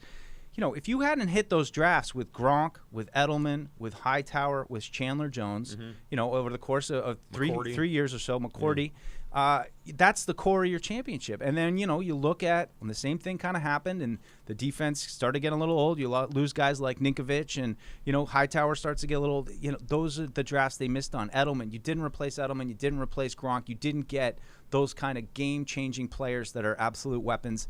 And that's the price you're paying right now. And I think until you build that new core and get those kind of guys back, that's what you're going to be kind of stuck in the middle a little bit until you find those plus playmakers. All right, 855-PATS-500, that's the phone number. Let's go to David, who is in Texas. Hello, David. David! All right, David, we'll pop you on hold unless I did something wrong here, and if I did, I apologize. David's going back on hold. Filling up his beer or something. Yes, we have an email here from, I don't know who this is from, but he says, I have to admit, I'm getting a little tired of the Zappe over Mac talk. If we stuck with N'Keal Harry for 4 years, Mac would be the QB for the next 4 to 5. As Paul says, don't at me. I love that. I love that. I will say, it's not a bad point. Last week, after the game versus the Lions, I saw some Zappy for MVP tweets, and I was like, "You're kidding." Those were me. You're kidding. It was your burner And account. I hate having a poo-poo on either one of these guys. I mean, I think it's been fun. I mean, it's always you get a backup quarterback, you kind of hold your breath and see what happened. But you can feel good about him and happy for him, but also to this point he hasn't shown it. But I'm keeping the door open here. Yeah. He's gonna have to get at least one more start here, before Matt comes back. So he's got an opportunity. I mean, I don't rule it out. I just don't want to get ahead of myself because we watched Zappy all summer. He got tons of reps, and there just weren't, there wasn't a lot out there that you were like, oh, this kid can. I mean, he was solid. He didn't look like, some rookies I've seen a quarterback that come in and look like they're trying. Jordan Love. So when Jordan Love went in for Aaron Rodgers, it was a catastrophe. Lost, I don't know if it was because he wasn't prepared, who they were playing. It was just not great. Same thing with Trey Lance. Went into the game. Yeah. Not great. I mean, obviously now he's not playing and Garoppolo has to play while he's out with his injury. But I think that it's when you've seen some of those rookies go in and kind of just, as Evan would say, wet the bed. I think because Bailey came in and didn't necessarily wet the bed, especially coming in Lambeau and then, obviously getting a win last week. I think that's why there's so much Zappy. Yeah, who didn't wet the bed was Mac Jones last year. He didn't wet the bed either. Yeah, so, so that was nice too. Not till like the end of the year. But yeah. But yeah, I think with Zappy, that's part of it. I mean, coming into this season, think about what the expectations for Mac Jones were. He was a Pro Bowl quarterback who was in the playoffs last year and had high enough expectations. I don't know if I thought he was going to be a Pro Bowler again, but I thought he was going to build off of that and have a good season. And he got off to a bad start. Yeah. Bailey Zappy goes in, and he's not perfect. I mean, Paul's right. It's not like he's out there killing it. But what were the expectations for Bailey Zappy? He's cleared them by leaps and bounds. Meanwhile, Mac Jones way underperforming his expectations. That's a big part of this. Yeah. Just what we expected from these two guys. No one expected a blessed thing from Bailey Zappy. Yeah. And I guess the line for me to wonder is, like, kind of to Paul's point, what are they asking of Mac Jones? I mean, are they really kind of trying to push it a little bit in terms of, and I mean pushing the ball down the field, but just in terms of trying to find more explosiveness for the offense to make this an offense that a 14-point or 10-point deficit isn't a death sentence to them. So and I think Tamara said it too. Like, if you have to take a half step back for a minute to kind of find yourself and rejigger the trajectory for where you want your offense to go, I can forgive it a little bit, but I don't think anybody's going to argue. And I mean, I've been making this point too. It's like when Matt comes back, it's go time. Like it's not like, hey, that's great, you came back in 4 weeks, but you threw 4 more interceptions. Like, that's not going to fly anymore. And I think ultimately it's good. Like, as much as the Zappy talk is kind of funny and like a little bit probably overblown, it's like I'm sure Mac's hearing that. I'm sure Mac's staying motivated, and that's probably why Mac is walking the field, in warmups today when he's not even going to play. So I think ultimately, no matter what, it's a good thing for the team that you've got a rookie quarterback who's playing well. Looks like he's okay out there, and whether he ends up maybe ultimately unseating Mac or ultimately just being a backup or whatever, it's a good thing for the team. I liked when, I think it was Zappy's press conference on Wednesday, someone asked, like, what's it like with Mac Jones right now? Are you guys friends? Are you guys competitors? And he paused, and he's like, I'd say a little bit of both. And so, I mean, which is fair, because I'm sure, like, obviously Mac is doing everything he can to help Bailey be prepared. But also, like you said, at the same time, he's like, I want my job back. Yeah. So it's pro sports. Brady said, I'm not helping you, Jimmy. You get out of here. I know. You can't come to TB12. I'm locking you out. I mean, you're not taking my job. It is. I mean, I think as a professional athlete, it's just something that you have to get used to where, you're working with a guy, but you want to beat that guy out. And I mean, none more famous than Brady and Bledsoe back in the day when, that whole thing. And I think Drew Bledsoe kind of was the model for, how a veteran quarterback can handle it. He doesn't have to be happy about it, but he can support the team and be a good teammate at the same time. Do you think they're selling Zappy jerseys over there? I'm serious. Like, do you think those are moving at all? Like, I wonder. We might see God bless anybody, but we might see some Zappy fever shirts by Monday night. You know what's Paul's other thing? I think it's kind of funny. There's 47 guys named Jones on the team, so you don't want a Jones. I know. Zappy. There's only one Zappy. Well, Paul put some credit, and I totally agree with him. Paul put some credit in, like, if his name was Bailey Smith, right? Like, it's like it's Zappy. It's like it's just because of his, like, it helps that he's got this name that's catchy and rhymes with everything, and everyone's got a meme or there's so many puns, parody song puns or anything. I mean, it just lends itself to the hype. I mean, it's funny how it works that way. It is. And then, meanwhile, you got another quarterback named Mac Jones, like the most basic name you could possibly. But now it's like it makes you want to call him McCorkle. Like, it makes you want to be like, okay, like I need him to have. I thought a cool it was name McClellan. McClellan. Just kidding. Cam Newton tribute. Let's go back to the phones at 855-PATS-500. A lot of you waiting patiently to chime in here. Let's try Tom, who is in North Carolina. Hello, Tom. Hey, how's it going? Just Tom. a quick question for you guys. What's up? Hey, Tom. So I've been hearing that there's been some kind of friction with Mac Jones and the coaching staff. With the quality to like kind of what they've been doing for him. Is there any depth to that? Is there actually any meat in that bone? And I just want to see your guys' thoughts. Thanks. All right, Tom. Deuce, you'd probably know better than I would. Yeah. Friction there between. No, I don't know. And people are pumping that. I feel like I haven't heard much of that. I haven't heard much of it, but I also just of course, think, I've been like radio silent for about a week. So. I mean, do you know Mac Jones last year? Did he not come off like the guy who was just happy to be here and do whatever was asked? And what do I have to do, Bill? Like, what should I say? Like, I've never seen anyone, I think, walk into this program and look more like they're towing the line. And then somehow we're getting to the point now where Mac's like, you guys aren't treating me right. Like, it's just a jump for me because last year I felt, and even into this year, it feels almost like he is buying the company line almost to an annoying point, you know? And like now it's like, well, now he's like got this ego about him and he doesn't think they're doing well, that stands to reason though. He was a Pro Bowler last year as a rookie. I'm serious. Like that he has a brand now. Mac Jones has a brand. He's doing commercials. He's thinking, I want to build off of last year, and instead the coaches are all different, the offense is all different. I'm throwing picks left and right. I don't know anything, you know, like that I can see why that would upset him. Like, he wouldn't be happy about that. Yeah, but I think that I would hope that this offense is all done with Mac in mind and not saying, Mac, we know you did all these things right, but we're going to put you in a square peg. Like, there needs to be maybe that's not true, but that may be how he perceives it. So maybe, and now he thinks like I mean, and if Mac Jones has gotten this head about him that he's a Pro Bowl quarterback, which I think is just like you're not really a Pro Bowl. You were like the guy who was available next on the list, and then you made the Pro. You got to play in the Pro Bowl. Yeah. So a lot of people passed. But if that happens, then I'm all about the Bailey Zappi train because he's going to be the one. So I think you need to buy into a couple of these narratives to kind of get it all to line up. But I still think Mac is their guy, and is doing. And I mean, maybe he is pushing to play maybe a little bit more than he should. I would maybe buy into that a little bit, but I don't know. I find it hard to believe that Mac all of a sudden thinks he knows what's right. And Bill, that's great, but what we should actually be doing is this and this. Like, I don't know. That seems a little bit of a stretch to me right now. All right, let's go to Jose, who is in Texas. Jose in Texas, what's up? Jose? Hello. Yeah, you know what we're doing. We're taking it day by day. That's right. That's right. True. That is what we're doing. Not even thinking yesterday, tomorrow, today. Well, I have a defensive question. You expecting to see Adrian Phillips and Kyler Duggar on the field? Oh, yeah. More since John Jones is going to be out. Thanks, guys. Thank you, Jose, for checking in there. Phillips has been playing a lot, right? Yeah, they both been playing. I don't know how much they're connected. I mean, I would wonder more about Miles Bryant and Marcus Jones in terms of who's going to be playing inside the slot. But I would guess it's a pretty good bet. You're going to see Mills and Jack Jones on the outside. We just haven't seen much of Sean Wade yet, so I'm not really expecting him to play. So I don't know if it connects so much with the safeties. I think it connects more with the slot. But, I mean, maybe to your point, though, instead of going to Miles Bryant or Marcus Jones, who are smaller coverage guys, that you do lean more into the 3 and 4 safety packages because those guys can tackle, and you can't have guys who can't tackle against this rush. You got to have Duggar on the field all day today. Yeah, I'm really happy that Duggar is back this game. This would not be a game where you wanted to have him out, especially at the second level. You need him to be able to tackle. And so I think that having him active this game and not inactive like he was, what was that, 2 games ago? Mm-hmm. I think is huge because tackling is going to be very important. I think was it 2 games ago? Well, I know he missed. I know he missed Baltimore, which was a big one. Was a big one. Did he play in the Green Bay game? I feel like I can't remember.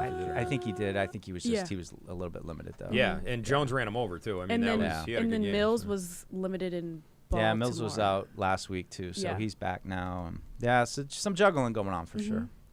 It seems like that's one of their strengths on the roster too. I think is the safety position.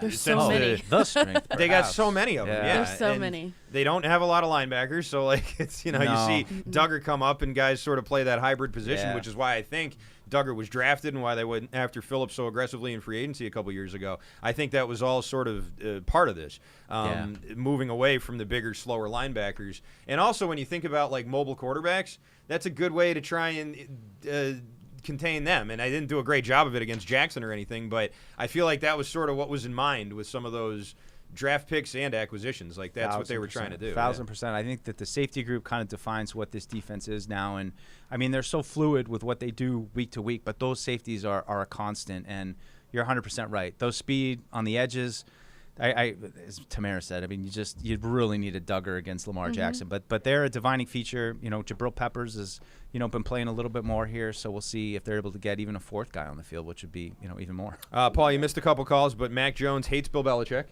Hates him. A lot of friction there.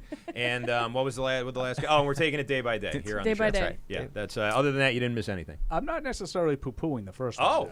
Oh, well. And I'm not saying I'm not using the word hate. I'm using the word. There was. What does friction sound? That's what the guy said. Friction. There was. I think there was some pushback with Mac Jones on the entire. On the plan. injury? No. Okay. On the plan in the offseason. I don't think he liked the idea of having two defensive coaches, special teams coaches, come in and run the off. Like, what are we doing? Give it to me. Tamara likes Palms this one. up. Palms I love up. it. What are we doing? I've been waiting for that to happen. Mike Dussault has like a clueless, like, what are we doing? You're kind of juggling. And evidently Tamara has never heard of that. Like Will Ferrell in The Office? It's like I've seen juggling people thing. do this, but hearing like the palms up, it's just Palms up. It just We're palms up. We're palms down, not palms up. Palms Who said up. that? Was that Hardy? Palms down is calm. Palms up is what are we doing? Yeah. I love it. That makes sense. All right, Bridgestone is the official tire of the New England Patriots, and Bridgestone tires are now on sale through December 10th at all Sullivan Tire locations. Visit sullivantire.com for a location near you. We're going to take a quick break. When we come back, we'll have our over-unders. That's next. TouchView Interactive from the Yokers Company offers New England's leading schools and businesses technologically advanced and easy-to-use interactive displays, providing enhanced collaboration and improved student outcomes in the classroom, and an easy way to foster communication and teamwork in any business environment. Available in multiple sizes, TouchView also offers a built-in VC, allowing for easy use through video conference systems. For more information, visit okers.com.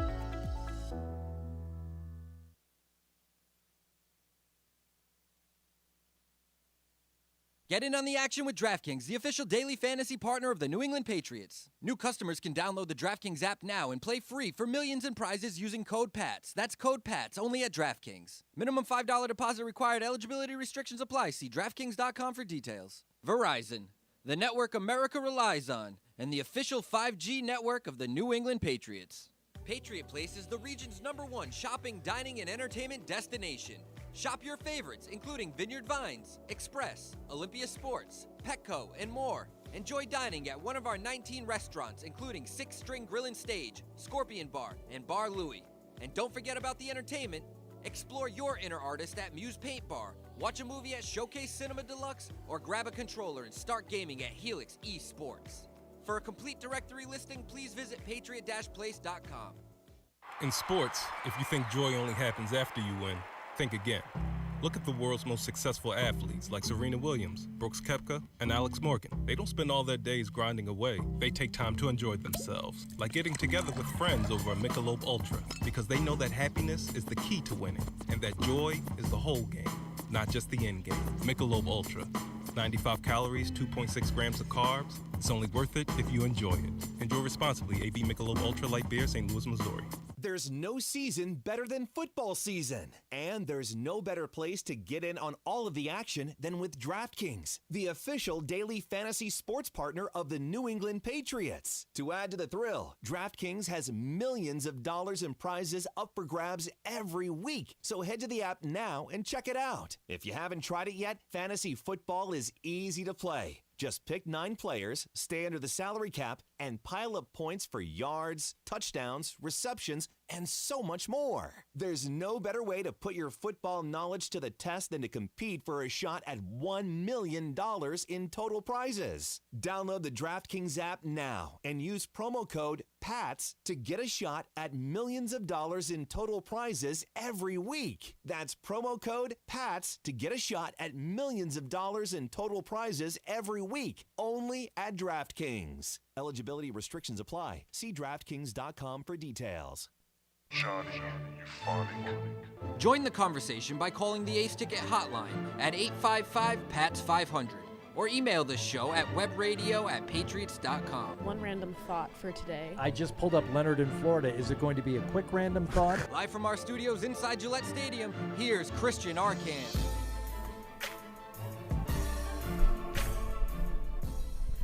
All right, we're back here, Patriots pregame, fueled by Dunkin. And hey, Pats fans, I'm here to tell you all about NFL All Day. With NFL All Day, all your favorite Patriots highlights become digital video collectibles called Moments. Yes, Moments. Not only can you buy and sell them on a secure marketplace full of thousands of NFL fans, you can also use them to compete in epic game day challenges. Check it out and find some moments from all your favorite Patriots players on NFLAllDay.com. Those NFTs that we're talking about here, NFTs? I think so. I've heard that ad read a lot now, and I'm still trying to figure out what exactly Moments. Moments. I love a good moment. But in your professional radio voice, it sounds right. I mean, It definitely sounds much more professional than it does when Fred makes that. What? Oh, hold on. What is this? Hey, Pats. Hey, should we do over-unders right now, or should we wait a second? Let's go through it right now. Over-unders. It's time for this week's edition of Over-Unders. You're over me? When were you under me? All right, over-unders. We have, let's get to the season totals first. Mike, you are right at 500. Even Stevens, baby. Even Stevens, just like Jerry Seinfeld. At 15-15, you were 3-3 last week. Paul, you took a 2-4 week last week, but that only dropped you down to 17-13. You're leading the way. And Hardy, my God, ouch, 1-5 for this Hardy is why last he skipped week. out today, I think. Jeez. Evidently, he's given us his I've picks. got his picks. Yeah. Okay. Well, he's 16-14, right behind you. Took a big hit last week with that 1-5 week. So let's go ahead. Still suckling hind teat. Well, not by much, though. Not by much. And no one's in the red yet, so that's good. Or no one's in the red right now. All right, let's start with our first over-under, and that is Nick Folk field goals today. The over-under is 2.5 field goals from Nick Folk. Yeah, I think they're going to have more than 2 field goals. I got to go with how things have been going. I'm going over 2+ field goals. Sounds about right. Yeah, I'm going to agree with Mike. I think they'll stick with the trend and the red zone struggles. I think they'll be able to run the ball and move it, and Nick Folk will have to kick some field goals. All right, what Hardy say? Over. He's saying over? No, I'm going to say under. I don't want to just follow the crowd. I'm not going to follow the crowd. I said less than 2.5. Maybe Shanks one today. All right, let's go to Ramondre Stevenson and his total rushing yards. The over-under here is 99.5.5, which is a new number. Let's assume that he meant 99.5. And does Ramondre Stevenson crack 100 today? Interesting. It's a library book number. I am going to say yes. This is a bold prediction, I think, to just say that a guy's going to get 100. I'm going to say yes. Over. Okay. You want me to go now? Sure. I'll go. Shoot, I'm going to go over 2. I think, like Paul said, he's going to get a bunch of carries, and this is a real bad run defense, so I got to go over for Ramondre. Harvey? What did Hardy say? Hardy. He took the big over. He took the over. Wow. I'm fading you guys. I'm going under again, under 100 yards. And I feel better about this one. The Nick Folk one, I was just being an a-hole. This one, I honestly think he's that's a lot. I mean, that's a lot of yards. I think that's a window into his pick coming up later. Right? It may be. Let's go to Jacoby Brissett, quarterback of the Browns, former quarterback of your New England Patriots, and a third-round pick. His total passing yards today, the over/under is 205.5 yards. Boy, I guess we're back to me. I'm going to go under. I think they'll have some success running the ball, but I think it can be a little bit under 200 for Jacoby. Yeah, I think they're going to have enough success running the ball. They're not going to ask much of Jacoby Brissett. I'll take the under. Hardy? Under. Hardy going under? I can't fade you guys this time. I gotta go. I can't do it. I can't just keep doing it. Even that one's a bridge too far. You'd think the Folk one would have been, but no, it's going to be that one. All right, Nick Chubb's total rushing yards, and this is a pretty low number, 90.5 against the Patriots defense. How chubby are we getting today? I will take the over on that one as well. I just feel like that's what the Browns want to do is establish him. Now, that said, he'll probably turn an ankle on his third carry and be lost for the game, but I'll take the over. You know what? I'm going to take the under just Paul, and I agree. I think he's probably going to have to turn an ankle, but I think today is the day he turns an ankle and is under 90.5. All right, I'm going to go over because I think the Patriots sort of will let him get his yards and it's still nothing like being a Patriots fan. Keep that Every team. bad thing that happens was by design. How does Hardy think? Over. Yeah, what's Hardy think? He's thinking over He too. Took the over. All right, so Deuce, you're the fade All right, there. let's go, Chubb. And finally, the number of Patriots sacks allowed today, not the Patriots them sacking Brissett. The amount of times that Zappe or if I guess Mac's not playing. The amount of times Zappe or Gilbert gets sacked is 2.5. What do you say? You know what? Can I go first? Am I first? Do I go first? Sure. Go first. I'm going to go under. I think they'll make a priority to make sure Myles Garrett doesn't blow things up, and without Clowney, I think they'll have some success. So 1 or 2, but not more than that. It's a tough one for me. I'm going to take the under. Under 2.5. Under 2.5. Would you guys have both taken the over if Clowney was playing? Maybe, yeah. I think Clowney kind of sucks personally. Yeah. I think he's very overrated. He does. He's just a good compliment, though. He made such a career out of that one play in college where he knocked that guy's helmet off. He made a whole career out of that. He's an individual play guy. He shows up with flash plays. Yeah. But if I just would need to see how the game unfolds. I think the Patriots are going to run the ball well. Okay. So that's why I think it's going to be like last week. They're not going to throw enough to get sacked. Yeah, it's not gonna happen. Hardy via Matt Morrell, how many sacks? Under 2.5. I'm fading you. I'm saying Garrett gets through. I'm going to go over 2.5 sacks. And finally, the total score, that would be 43.5 combined points between the two teams. Based on my my prediction, it's going to be over.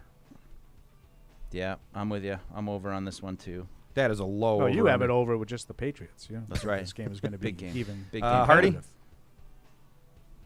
Let's say Hardy. Hardy went under. Went under 43.5. He's expecting an extremely low-scoring game. I'll let him be the a-hole there, and I'll take the over as well. I think that's way too low, even for these two teams who are not super impressed by. I mean, how could you be very impressed by either one of these teams' offensive outputs? 43.5, though, that is substantial. I mean, that's pretty low. Looks like another sunny day for the Patriots on the road in Cleveland today. Beautiful day in Cleveland. We got Bailey Zappe. Sun-splashed crowd. Do we get another getting his warm-up in? Do we get another defensive touchdown today? I'm going to say no. No? 3 weeks in a row. That's asking a lot, but that's real. And I know it's really only 2 weeks in a row, but that's what we do, though. I feel like right now we're in this is like the heat of the Patriots season, like last year when they won a bunch of games and produced a bunch like that. And I wouldn't be surprised to see the defense continue that kind of hot streak. I mean, you mentioned Jack Jones, maybe. I think Brissett's a guy that stares down his receivers. I mean, at least that's what he was the last I saw him. Here. Yeah. So I think there's a chance. I think that's the kind of guy that Jack Jones likes to feast on. Got a chance to see the Patriots quarterbacks warming up, and that sunny field in Cleveland. So that brings me to today's key data point presented by Demand Science. It's basically been everything that we've talked about throughout the entirety of this pregame show. The Cleveland Browns, what are they good at, Mike? Running the ball. The Cleveland Browns come into the game with the top-ranked rushing attack in football, averaging 192.4 yards per game. And that's, as Fred said during the course of the week, that's a legit 192.4. You're not getting much from your quarterback. It's not Lamar Jackson and its team stacking the box against a backup quarterback saying, we're going to stop you from running the ball, and they've still been able to do it. But unfortunately for Cleveland, and we get a good look right there at Ramondre Stevenson, which is going to weave nicely into my counterpoint. They're also one of the worst run defenses in football as well, allowing 138.2 yards. And, Mike, you have the DVOA stat. They're dead last, right? Yep. 32nd in that. I think they're like fourth from the bottom, in sheer numbers. But the best rushing attack, the worst run defense. Cleveland, they run the gamut there. Study in duality. Yeah, and that's a lot why, like Detroit last year. And that's why it was my week, key data point presented by Demand Science, Christian. Good find. Don't you wish you could do reads like that? I do. I wish I could. I'm still trying to get better. He's a data scientist on the side. Correct. He has a side gig. That's why it comes so easy to him. That's a lot like Detroit last week. I missed the barrel. With your top offense and your last ranked defense. They won't let you say what? Data.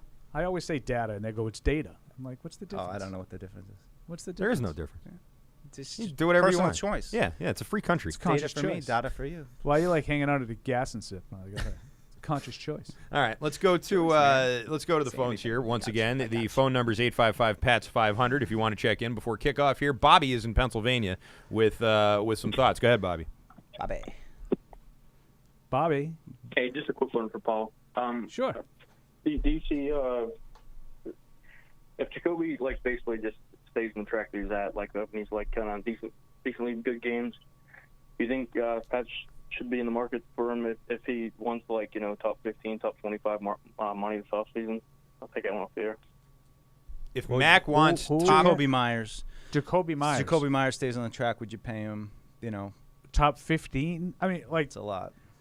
I don't think he's a top 15, 20 receiver in football. So, no. But I also would need to see, like, numbers and structure.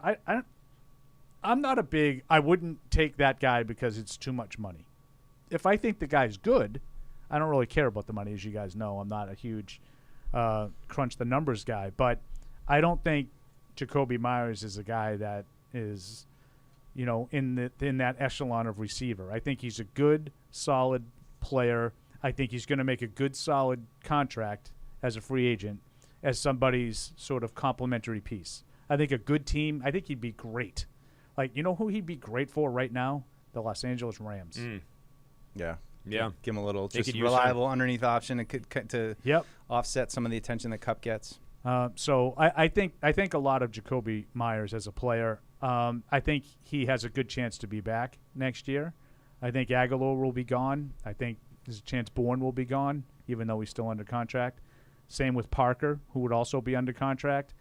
I think you might see Myers be the guy that they want to lead, a guy like Tyquan Thornton, and then maybe somebody else that you bring in, or that kind of a situation. But I don't think you're going to need to break the bank to do it. I think you give him a solid sort of mid-level, like a Kendrick Bourne kind of contract. Right, that's what I was just looking at, Paul. I mean, they gave Bourne 3 years, $22.5 million. They gave Aguilar 2 for $26. I mean, I just and look at how much more productive, reliable Jacoby Myers has been. And I mean, that was what I wrote about on Friday. It was just every quarterback he's played with, whether it's Zappy, whether it's Tom Brady, whether it's Cam Newton, he has an ability to get open and to makes key catches. I think there's a lot of value. I would definitely keep Jacoby Myers around for sure. All right, Dwayne is in Boston, which is rare. I feel like all our calls come from other places, but West Dwayne Virginia is mostly, right here in Boston. Hi, Dwayne.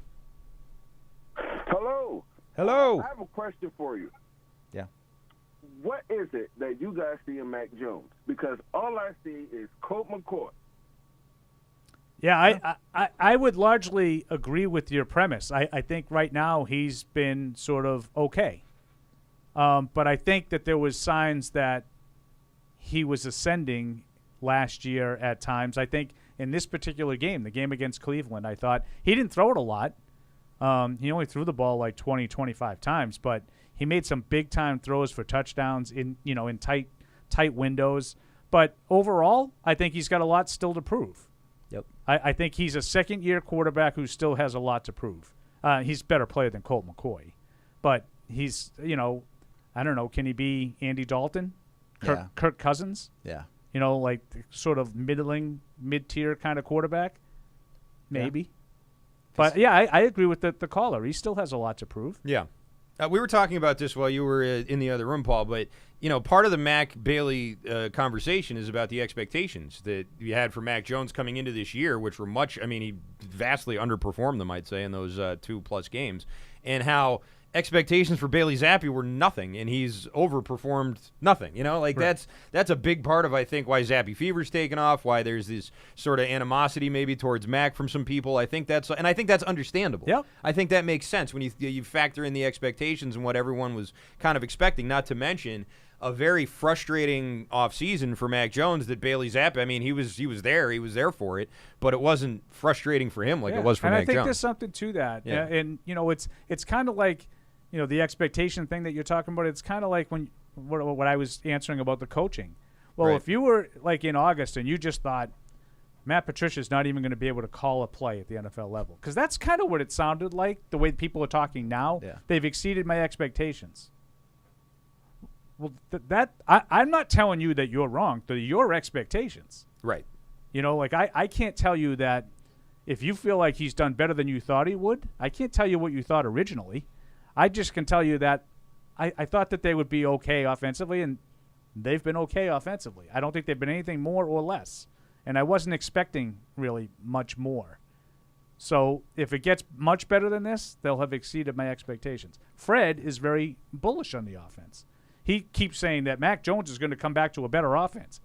He said that 15 times last week, and I still don't really understand why, unless Mac Jones comes back a better player. Mm-hmm.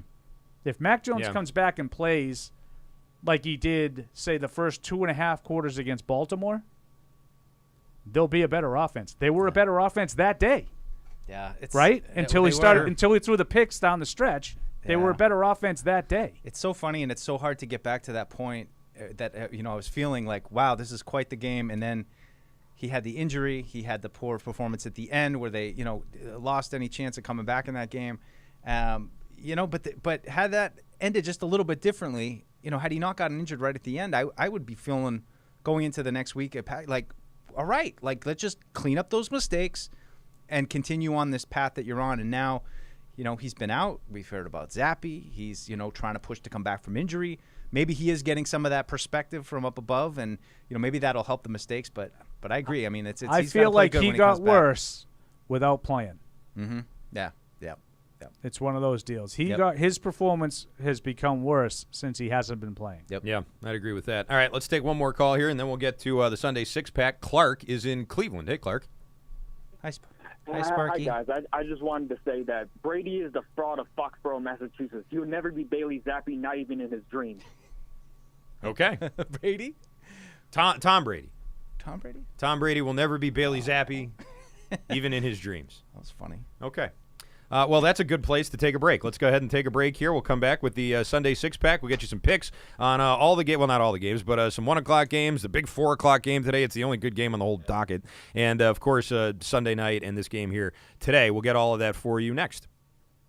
TouchView Interactive from the Yokers Company offers New England's leading schools and businesses technologically advanced and easy-to-use interactive displays, providing enhanced collaboration and improved student outcomes in the classroom, and an easy way to foster communication and teamwork in any business environment. Available in multiple sizes, TouchView also offers a built-in VC, allowing for easy use through video conference systems. For more information, visit okers.com.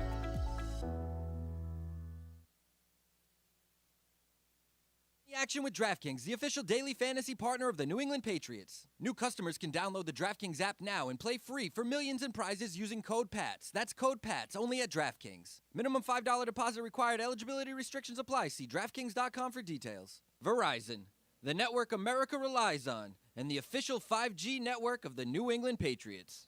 Patriot Place is the region's #1 shopping, dining, and entertainment destination. Shop your favorites, including Vineyard Vines, Express, Olympia Sports, Petco, and more. Enjoy dining at one of our 19 restaurants, including 6 String Grill and Stage, Scorpion Bar, and Bar Louie. And don't forget about the entertainment. Explore your inner artist at Muse Paint Bar, watch a movie at Showcase Cinema Deluxe, or grab a controller and start gaming at Helix eSports. For a complete directory listing, please visit patriot-place.com.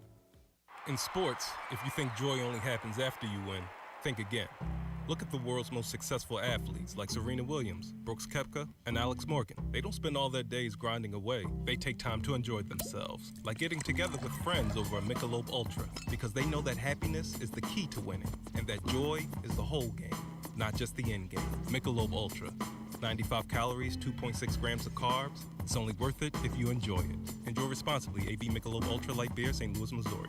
There's no season better than football season. And there's no better place to get in on all of the action than with DraftKings, the official daily fantasy sports partner of the New England Patriots. To add to the thrill, DraftKings has millions of dollars in prizes up for grabs every week. So head to the app now and check it out. If you haven't tried it yet, fantasy football is easy to play. Just pick 9 players, stay under the salary cap, and pile up points for yards, touchdowns, receptions, and so much more. There's no better way to put your football knowledge to the test than to compete for a shot at $1 million in total prizes. Download the DraftKings app now and use promo code PATS to get a shot at millions of dollars in total prizes every week. That's promo code PATS to get a shot at millions of dollars in total prizes every week, only at DraftKings. Eligibility restrictions apply. See DraftKings.com for details.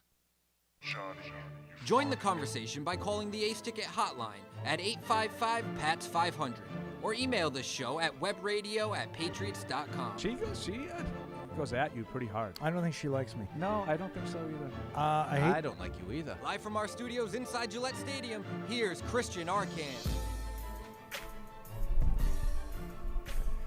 Okay, we're getting close to kickoff. It is Patriots Pregame, fueled by Dunkin. The number is 855-PATS-500. You can email in at webradio@patriots.com if you'd like to get some takes off about this game before we get over to the kickoff. Also want to let everybody know that this is brought to you by the Massachusetts Office of Travel and Tourism. Great memories are made in Massachusetts, no matter how you choose to make them. Indoors, outdoors, scenic views, city vibes, solo or family style. Whatever moves you, whatever the season, plan your perfect Massachusetts getaway at visitma.com. All right. We're just about to the good part of the show. I'm sorry about all the rest of this, but it's time now to make some picks, and that would be with the Sunday six-pack, if you would, Matt. This is the Sunday six-pack, so kick back and listen to my position. I'm itching to get the picks back. You better bring a big stack. Get it mixed, Jack. I came to win it, yeah. This is the Sunday six-pack. Very nice. All right, real quick, here's your season totals for the Sunday six-pack. Mike was 3-3 last week to stay pat at 12-17. Ouch. Paulie Paul, 4-2 last week. What a season he's having. Running away with it. 19-10. I don't know if you guys can catch him. It's just called a season. There's nothing really special about it. It's just what happens. Hardy went 1-5 last week.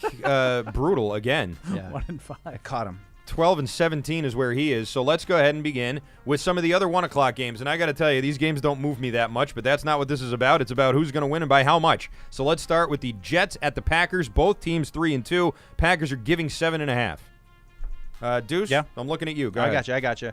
I think, man, it's tough. The Packers, I know that they might be missing some people. I'm going to take the Pack. They're at home. I can't pick the Jets on the road against Aaron Rodgers, no matter how bad they've looked. So I'll take the Pack. I'll lay the points. All right.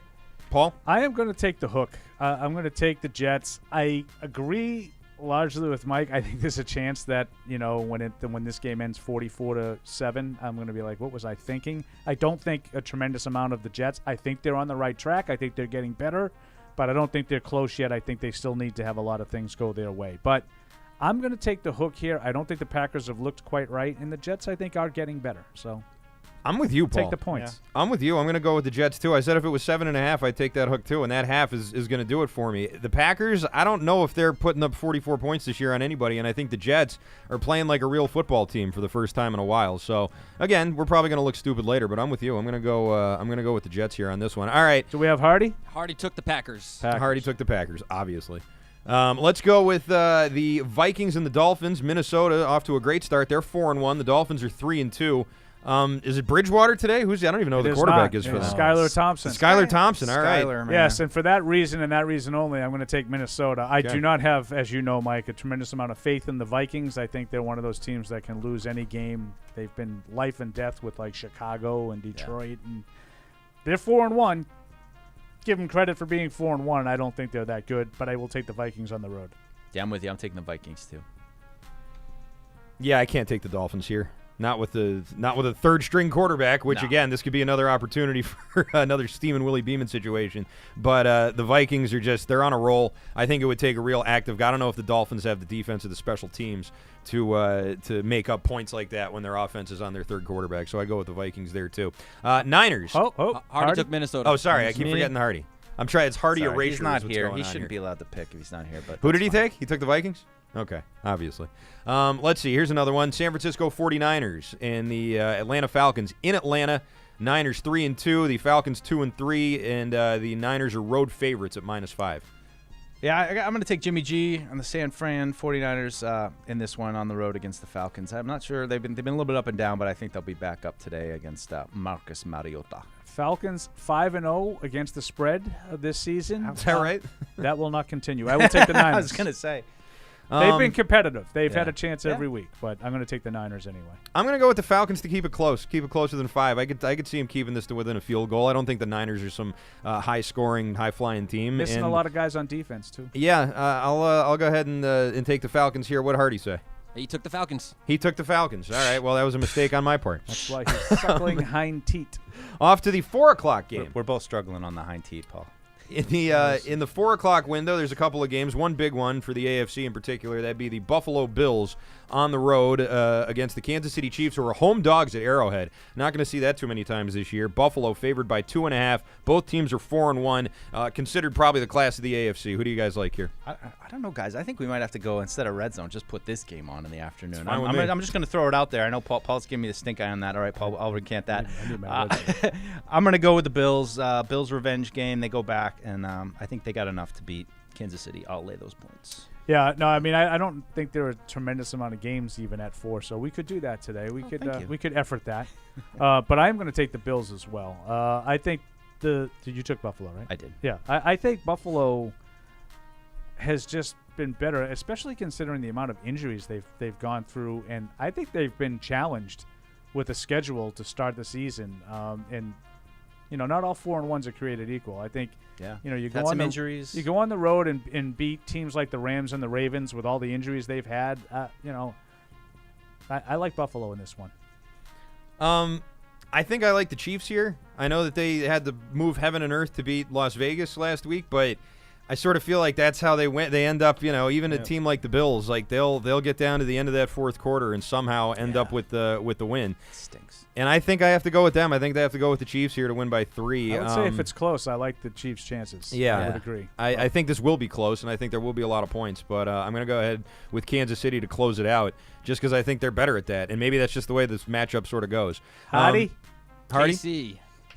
Hardy likes KC as well. Took the Chiefs. Again, could be making a move. He could be making a move this week. Sunday Night Football, that's tonight, obviously. The Dallas Cowboys at 4-1, taking on the only undefeated team left in the NFL, the 5-0 Eagles of Philadelphia. What do you guys think? You want to take this one for Paul? I am going to take the Eagles at home. I think the Cooper Rush story is tremendous, but I just keep saying at some point, doesn't he have to play like a backup quarterback? I think maybe on the road, Sunday Night Football against a team that's played pretty well in the Eagles might be it. Yep, I'm with you too. Eagles. I'm going to go ahead and take the Eagles as well. I think that even if Rush plays well, I still think the Eagles probably take this one by 6, so I'll go ahead and join the party there. Hardy? How about them Cowboys? Going with the Cowboys. Wow. He is making a move. This one's going to be So interesting today. you took the Eagles too, Christian? I did take the Eagles, yes. And finally, the New England Patriots and the Cleveland Browns in Cleveland. Browns are 2.5-point favorites. If you look on ESPN, on the expectations, the game expectations, Cleveland's like 76%. Yeah. Really, the football power analytically very very popular. Who wants to go first on this one? You want me to jump on? I'm going to go with the Patriots. I am not as strong in my convictions as the next pick is going to be, but I do think the Patriots have enough to beat a one-dimensional team, and I still think that's what Cleveland is. So,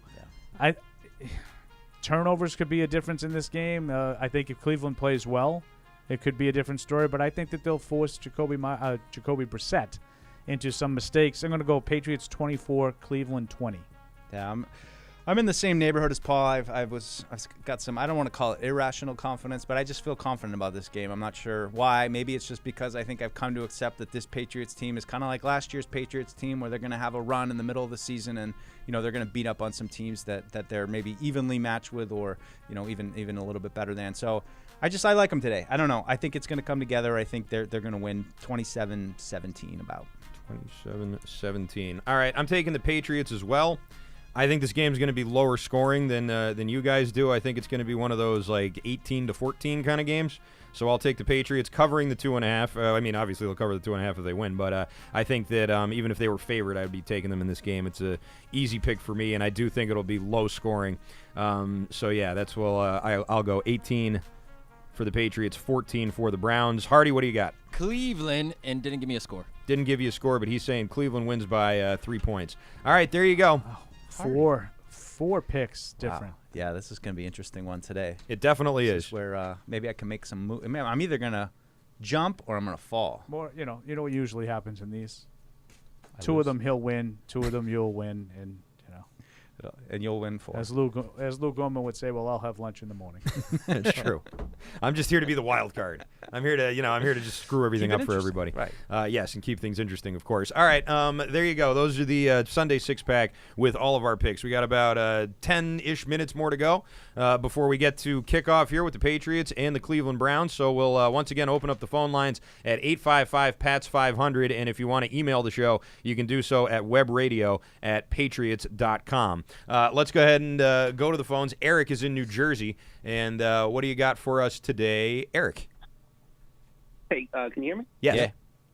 Hey, Deuce, kind of question for you. You mentioned it earlier this week, and I was kind of looking for clarification.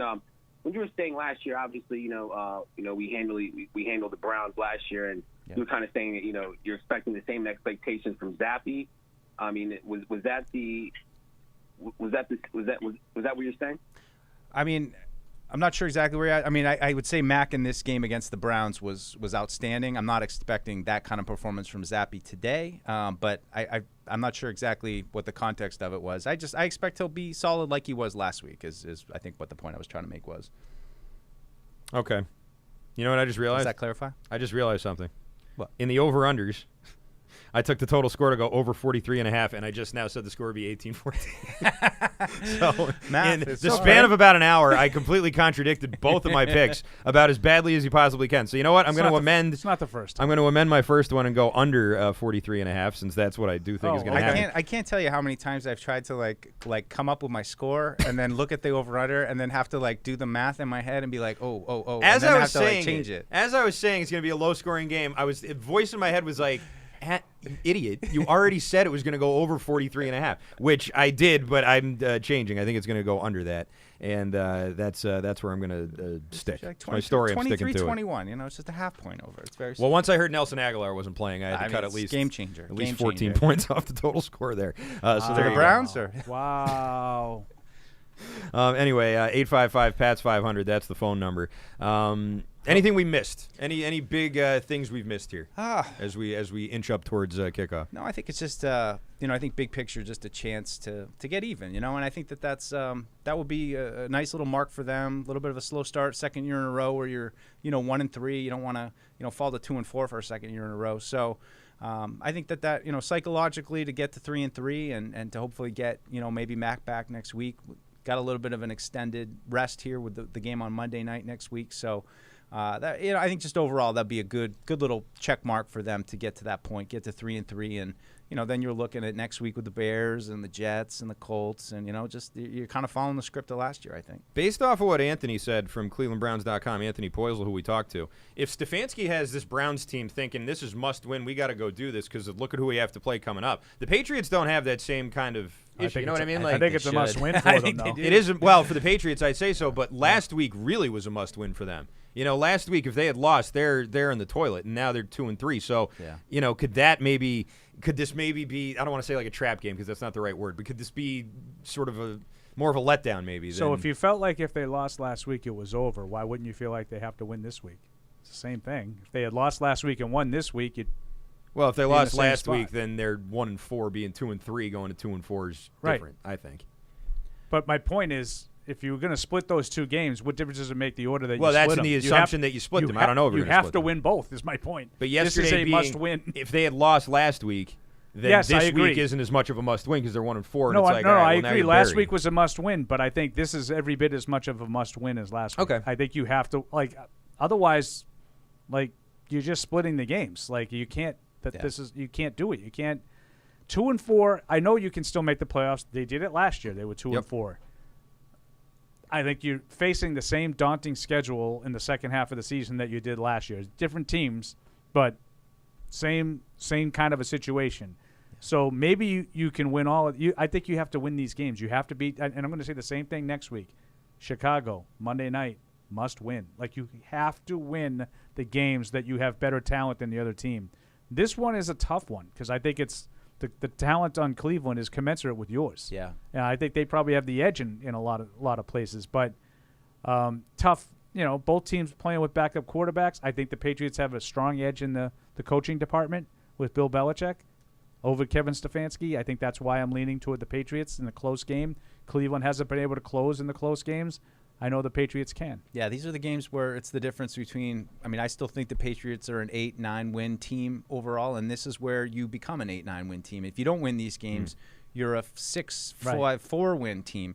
I still think the Patriots have the edge in terms of, I mean, I see Cleveland largely stacking up where the Patriots do, in that second to third echelon in the AFC. These are the games you got to win if you're going to be one of those teams that's knocking on the door of the playoffs. Yeah, I mean, the Patriots do have the Bears, Jets, Colts, Jets coming up. I mean, it's not murderer's row. I mean, it's not hard to see them banging out a win streak again, like they did last year with those games. But if you lose to Cleveland either. If you lose to Cleveland and you lose to the Colts, which they're probably games that you're definitely underdogs in this one. You're probably going to be underdogs in Indy. You think so? Yeah. Indy's having a crap year. And it's here. What kind of year are the Patriots having? Better than Indy. I don't know. I mean, I think Indy's they don't have as good a record as Indy, so no, they don't. They're not having a better year than Indy. I thought the Colts were going to be a no doubt playoff team this year. I had high expectations for the Colts. So that's once again, it's the question of my expectations, versus what's actually happening. But this is my point. Like, they're way underperforming. We were talking about this week on Patriots Unfiltered. It was like, well, they're going to win the next 6, except for 4 of those 6 games are right now against teams that have a better record than you. It's true.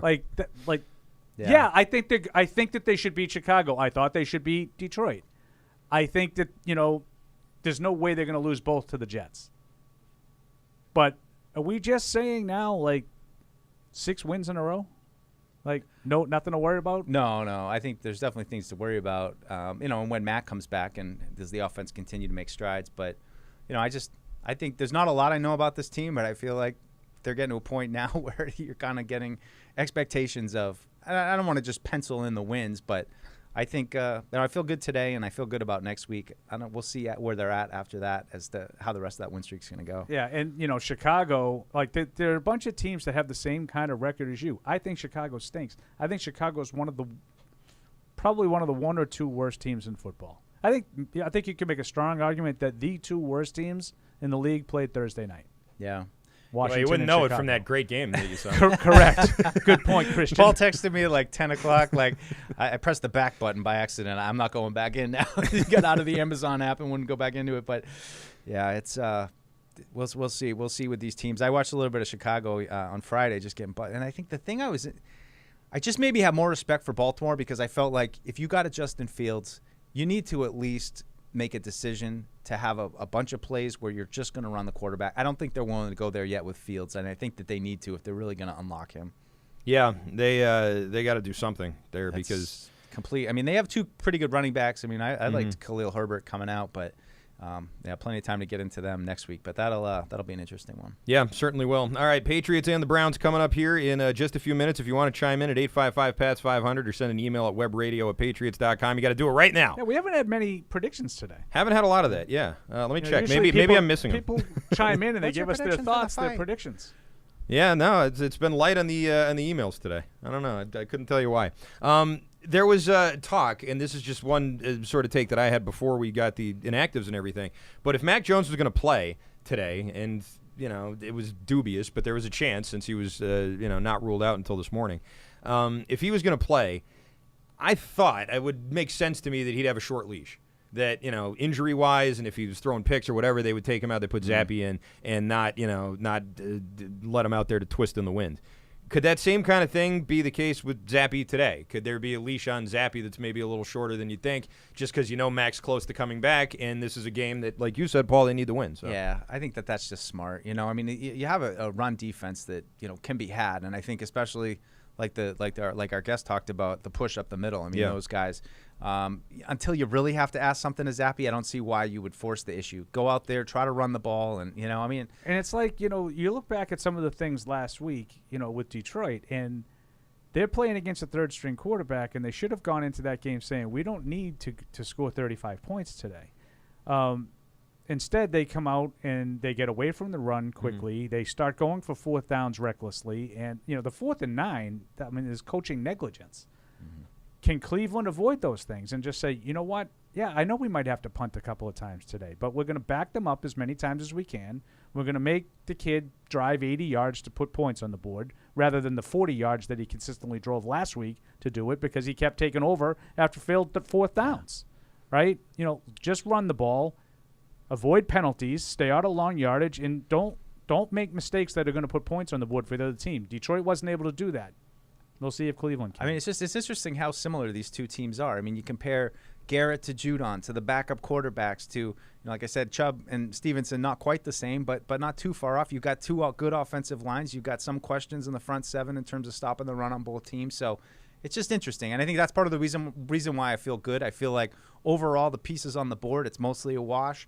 And at the end of the day, I think the Patriots will do enough and avoid those couple killer mistakes and be able to pull it out. You guys both mentioned that if Jack Jones has another interception, that the hype train will be completely out of control. Yeah. I'm with you. There's nothing like a corner who goes out and makes plays like that. No matter who it is, in the Patriots have had a lot of them over the history of the team in the last 20 years, but that's all throughout the league. You get a guy, especially a young kid, like a brash rookie who's out there doing that. I mean, that hype train's going to go nuts. Even though there's 40 guys named Jones on the team, you still sell a lot of those. That was a great one last week, too. Like coming off his guy, recognizing the route, and going over and making a really athletic play. I mean, the hype train should pick up. I just think the one we'll be talking about is when Jack Jones has to come up in the edge on a power run off the tackle, and that's where you see what Jack Jones is doing. But the picks cover so much out. Like there wasn't a lot of talk about the 3rd and 16 that they converted on him last year, or the 3rd and 11 they converted on him last week. You know, there was some plays that he gave up too, but. That's what happens when you have those kinds of plays that you get a little bit more of a leash. He took 7 points off the board with that play. That's an enormous play. And again, they didn't just throw it to him. You know, he went made a really, really instinctive play for a rookie and a very athletic one.